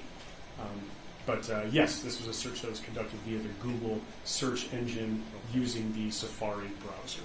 And did you have an opportunity to ascertain whether or not any site associated with this search was ever visited? Any sites associated with this search? What Yes. do you mean? Like, if you Google a term and it gives you multiple results from Google, was there a website that was then clicked after that search was generated? I understand. No, I was not made aware of any sites that were pertaining to this given search, for sure.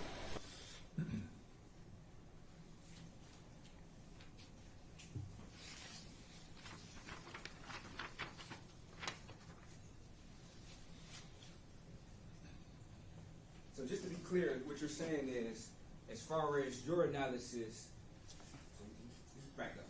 So once you go to Google and you search in weather or whatever, dog, it's going to give you multiple different results of what Google feels that are websites that pertain to dog, correct? Search results. So it could be websites. I think I've noticed recently now that Google... Could it be websites, yes or no?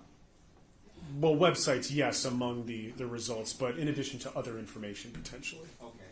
And you can click on one of, if you click on one of those websites, it would direct you to that website, correct? Ideally, yes, how the internet works, And, yes. and once you're generated or once you're directed to that particular website, it would then leave some type of data which you would be able to extract to determine whether, in fact, an individual actually clicked on one of those search results, correct? It's certainly possible. I wouldn't say it definitely happens, but it's certainly possible, for sure. Okay. So to be clear, you don't have anything as far as your analysis that would indicate that the user of this particular device ever clicked on any of those search results that were depicted or given for this particular search, correct? I wasn't made aware of any navigation to any of these sites that were from these search results, no.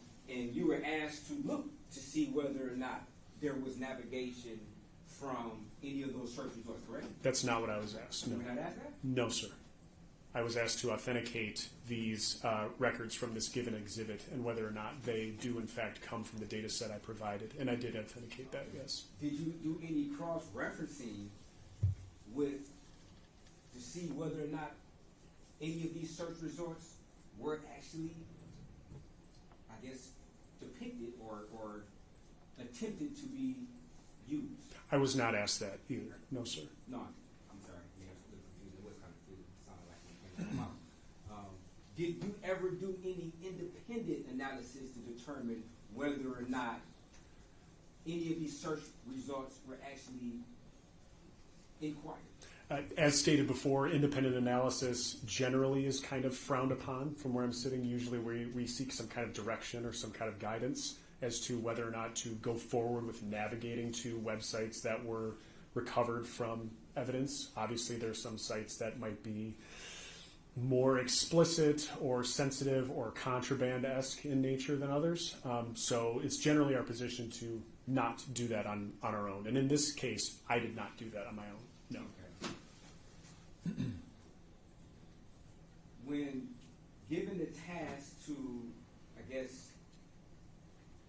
determine whether or not this device did this particular search, did you ever recommend to the requester and say, hey, to give a more thorough analysis of the information you are requesting, I could then go to see whether or not these search results were actually queried?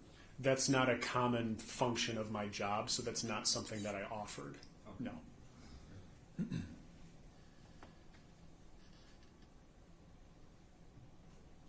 to be fair, your job is more or less, if it's requested, you'll do it. If they don't specifically request you to do this particular task, then... For most things, yes. Obviously, there are some objectives that, if there are artifacts that seem to answer questions that investigators or requesters or triers of fact seem to be asking, even if they're asking it maybe perhaps in the wrong way, or using terminology that doesn't make sense, or focus specifically on one artifact type when another may satisfy what they're asking, then yes, I could take it upon myself to answer what they're asking using information they might not be aware of. But to go forward independently with different aspects of an examination that I haven't been asked to do, that's akin to the common parlance going rogue. Contrary to what you might see on TV or in the movies, we don't go rogue in the FBI. That's not how it works. Fair enough. And in this particular analysis, you had no reason to believe that the requester was not using the correct terms in order to give you a task of the information that you felt that they wanted to request, correct? I didn't have any reason to believe I was being misled in any way, intentionally or otherwise. No. As far as you knew, they knew exactly what they wanted to get, the information they wanted to get from you, and you gave it to them, correct? Yes. Okay.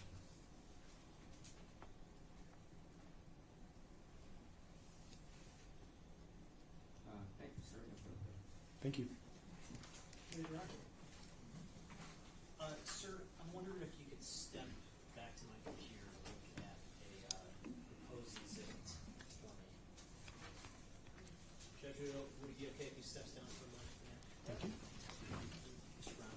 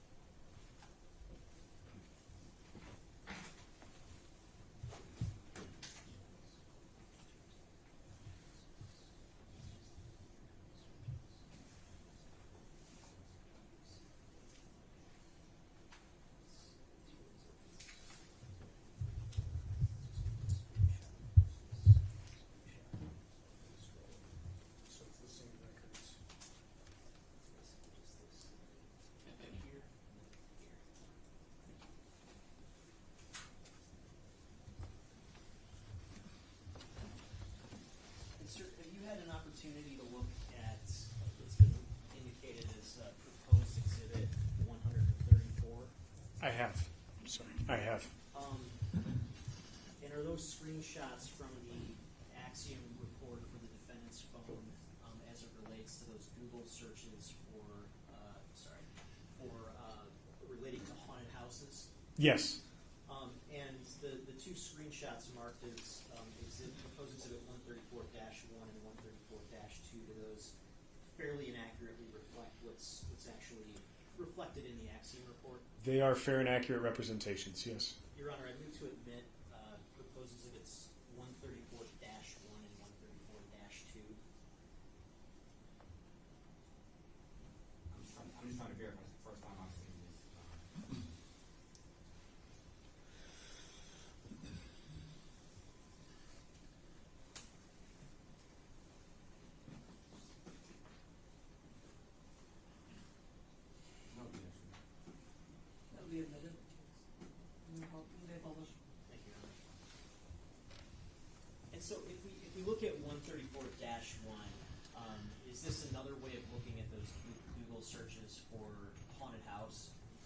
It is, yes.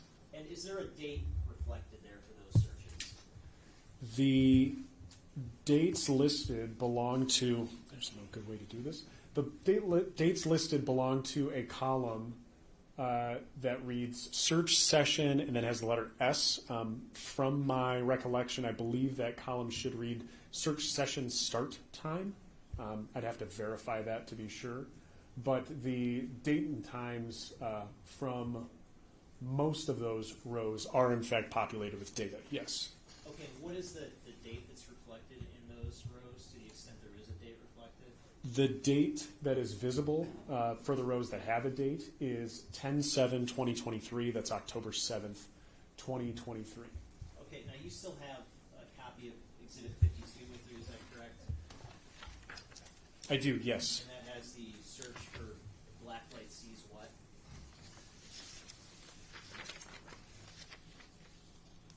Yes, it does. And what is the date reflected for that search again? The date for record 1 for blacklight sees what? Question mark. The search session start date and time in UTC is October 30, 2023.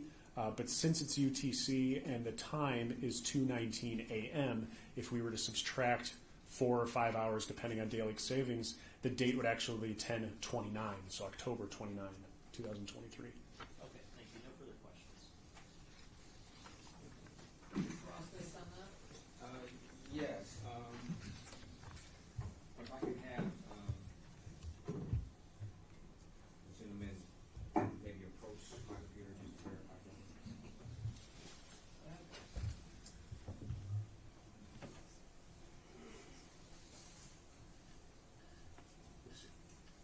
Hopefully we'll take a look too.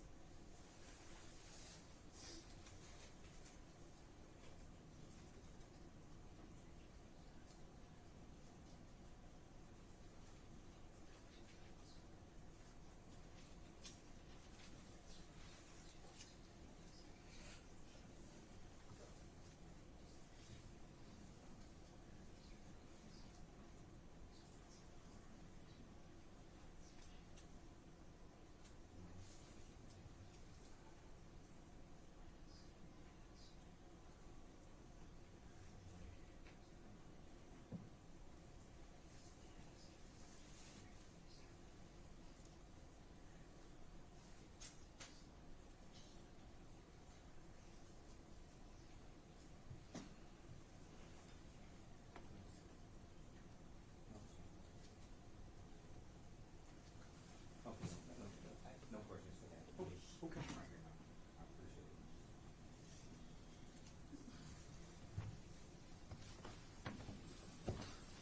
Any further questions? Yes. Now, sir, is that, I know you did a quick analysis on the prosecutor's screen, and you indicated for the different haunted houses searches that have dates, you indicated that it was October the 7th, correct? I think so, yes. I'd have to look at it again just to be exactly right, but yes, early October. Yes. Okay. Were there any haunted house search dates or haunted house searches that did not have dates? Of those that were provided on screen, it looked like there might have been 1 or 2 records that didn't have dates associated with them. I couldn't tell from the view on screen. Okay.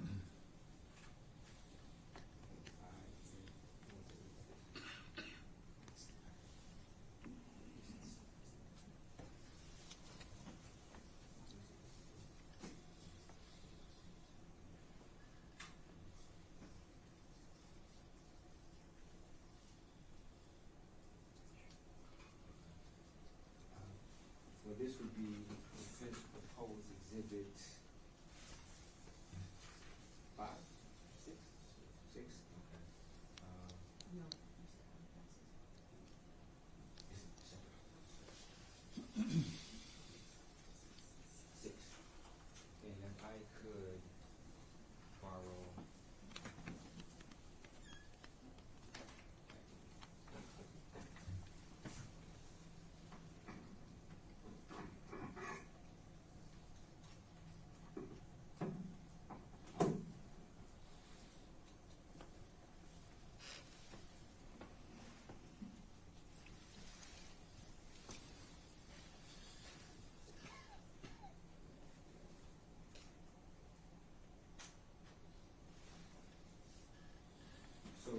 shown certain searches that I guess had a date of October the 7th, correct?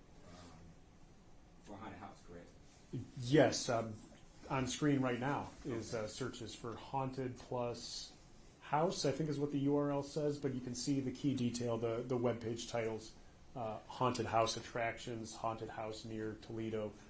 Those artifacts are listed, and then the dates pertaining to those records seems to be October 7th, 2023, with that time later in the evening, 11:30ish. And if we scroll up to these other searches,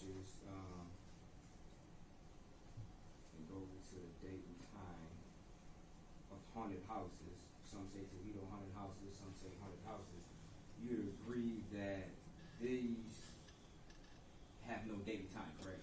Right, that's a function of where these searches are being recovered from.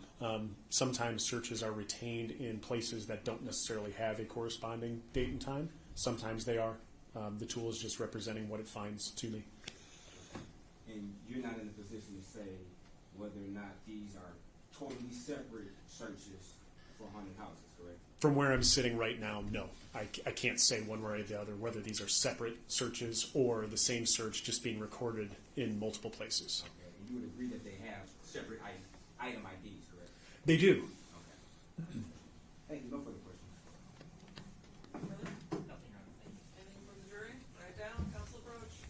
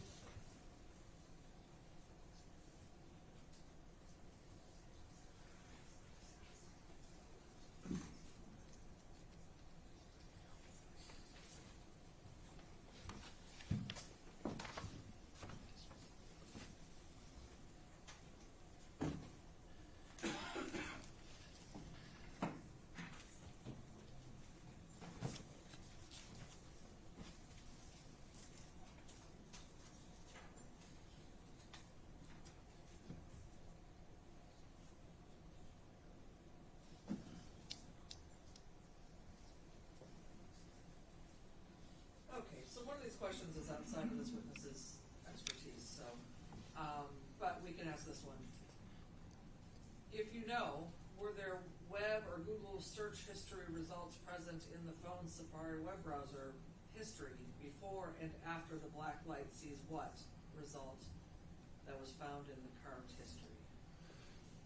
So I would have to review the data set again to check.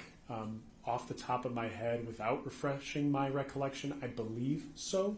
I believe there were search results prior to that early to mid-October time or end of October when that Blacklight Sees What search was carried out. But I'm not entirely sure. I would have to review it again to be sure. Can you sort by date and time and see what was done before and after? Yes. Do you want him to do that on? I mean, I think we can search history. I think we can stipulate that there was search history before that October 29th search about the Blacklight. I think he wants to know what it was. And part of that has been admitted through the Celebrate related exhibit that is the jury will have. That is, Is he answering the question, or? Well, no, but I want to make clear that for the, I guess we approach. approach, please.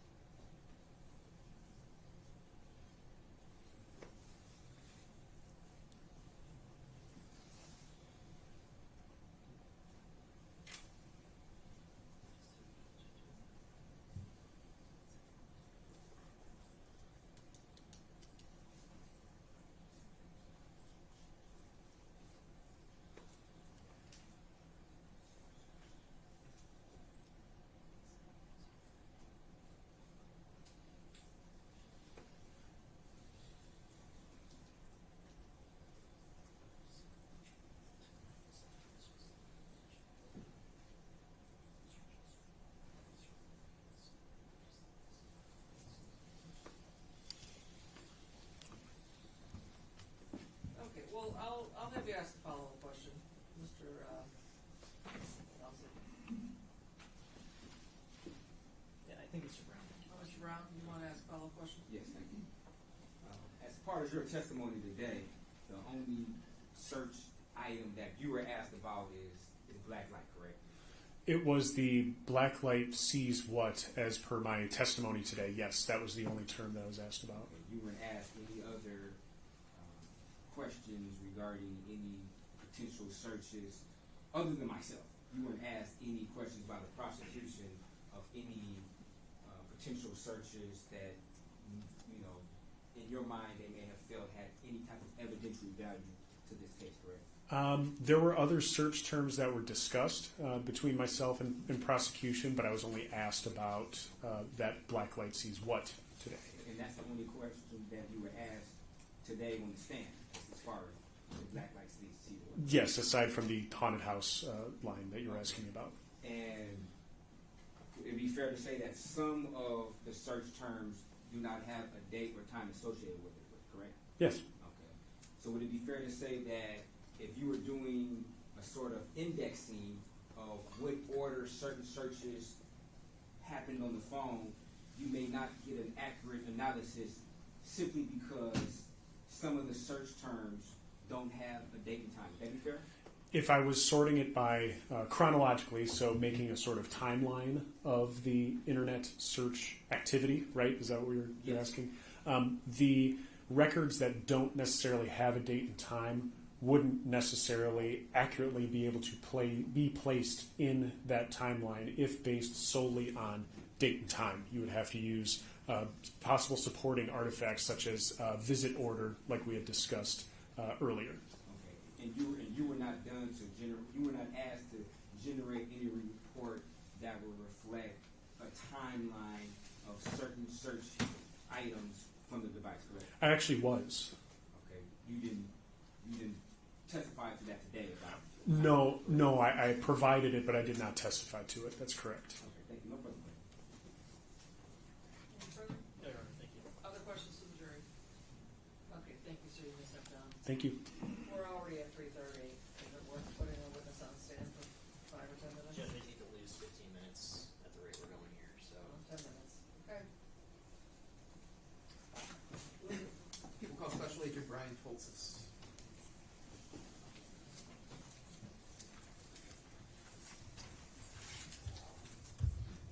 Yes, if we can approach it just briefly. Great.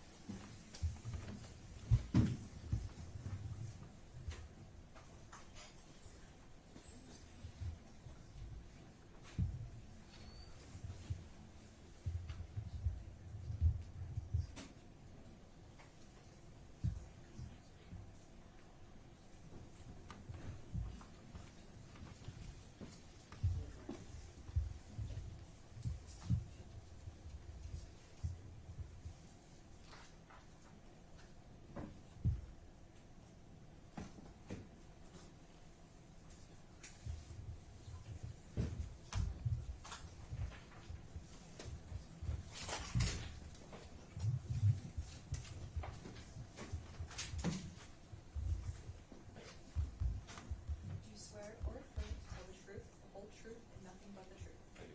Thank you. You may be seated.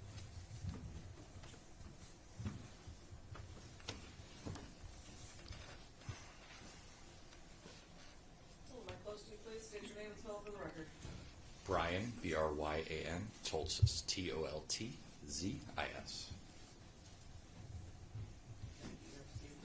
Good afternoon. Where do you work, sir? I work for the Federal Bureau of Investigation. And what type of work do you do for the FBI? So I am a full-time member of our CAST unit. It stands for the Cellular Analysis Survey Team. All right. And how long have you been employed as an FBI special agent, just generally speaking? Since January of 2018. All right. You said you're assigned to a specific unit within the FBI field office?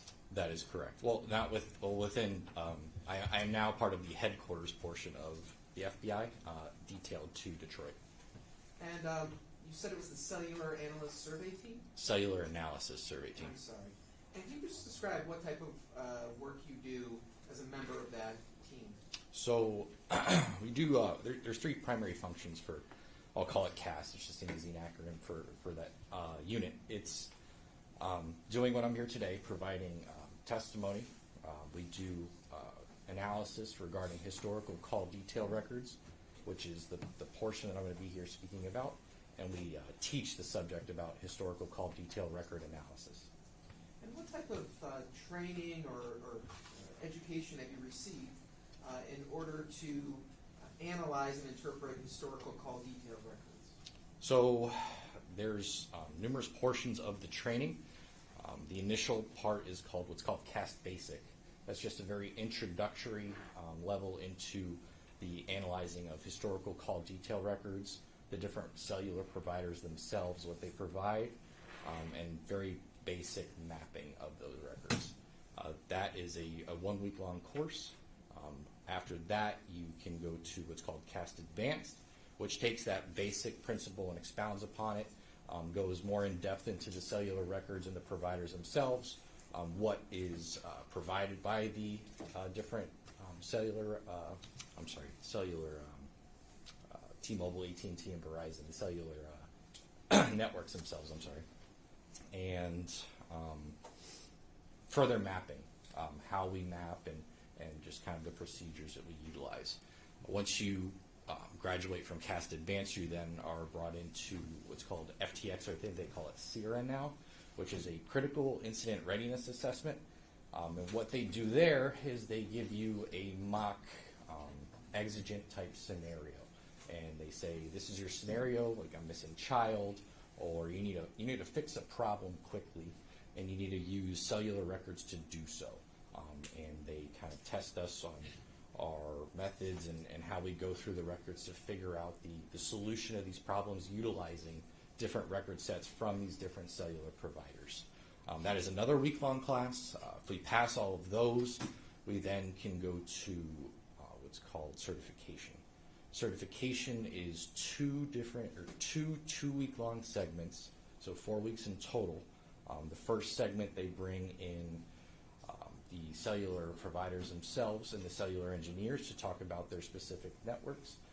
We also get a introductory class into radio frequency technology and theory from instructors and professors at the Florida Institute of Technology. The second 2-week segment involves us doing a mock testimonial presentation, being graded on that, and the utilization of what's called a GAR. A GAR is a Gladiator Autonomous Receiver. It's a really fancy word for a box with a bunch of different antennas that can give you a footprint or the true layout of a tower, a cellular tower, and the coverage that it provides, so you can see it firsthand versus, we can't see RF. It's just what the true coverage footprint is. At the conclusion of that, if you pass all of those certifications or you pass all those portions, you are then a certified cast member. And are you a certified cast member? I am, since 2021. 2021? Yes, sir. All right, and prior to receiving that certification and that training that you just described, did you ever analyze historical call detail records prior to that? So throughout the entire training, I had, so the training I started in 2019, so it took about 2 years to get through the entire process. So through that whole process, I was continuously looking at records. Not as frequently as I do now, but I was constantly looking at records then. So since about 2019, I would say I've been looking at records. And can you just kind of explain to the jurors, like, when we talk about cell site analysis using or call detail records, what do you mean by those terms? So back in the day, you used to get a paper phone bill. I know it's lots electronic now, but you used to get a paper phone bill.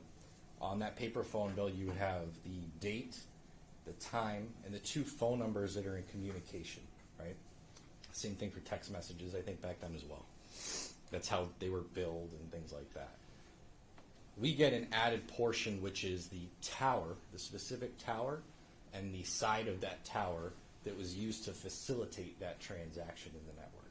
So what I'm able to do is take a tower list, which is provided by the telecommunications providers themselves, that gives us the exact lat long of the tower, and marry that up with the tower and the side of the tower that was used from the call detail records, and give you a depiction of the tower and the general geographic area of the device at a specific time, such as when a phone call was made, or a text message, or in some cases timing events, which we'll get into shortly.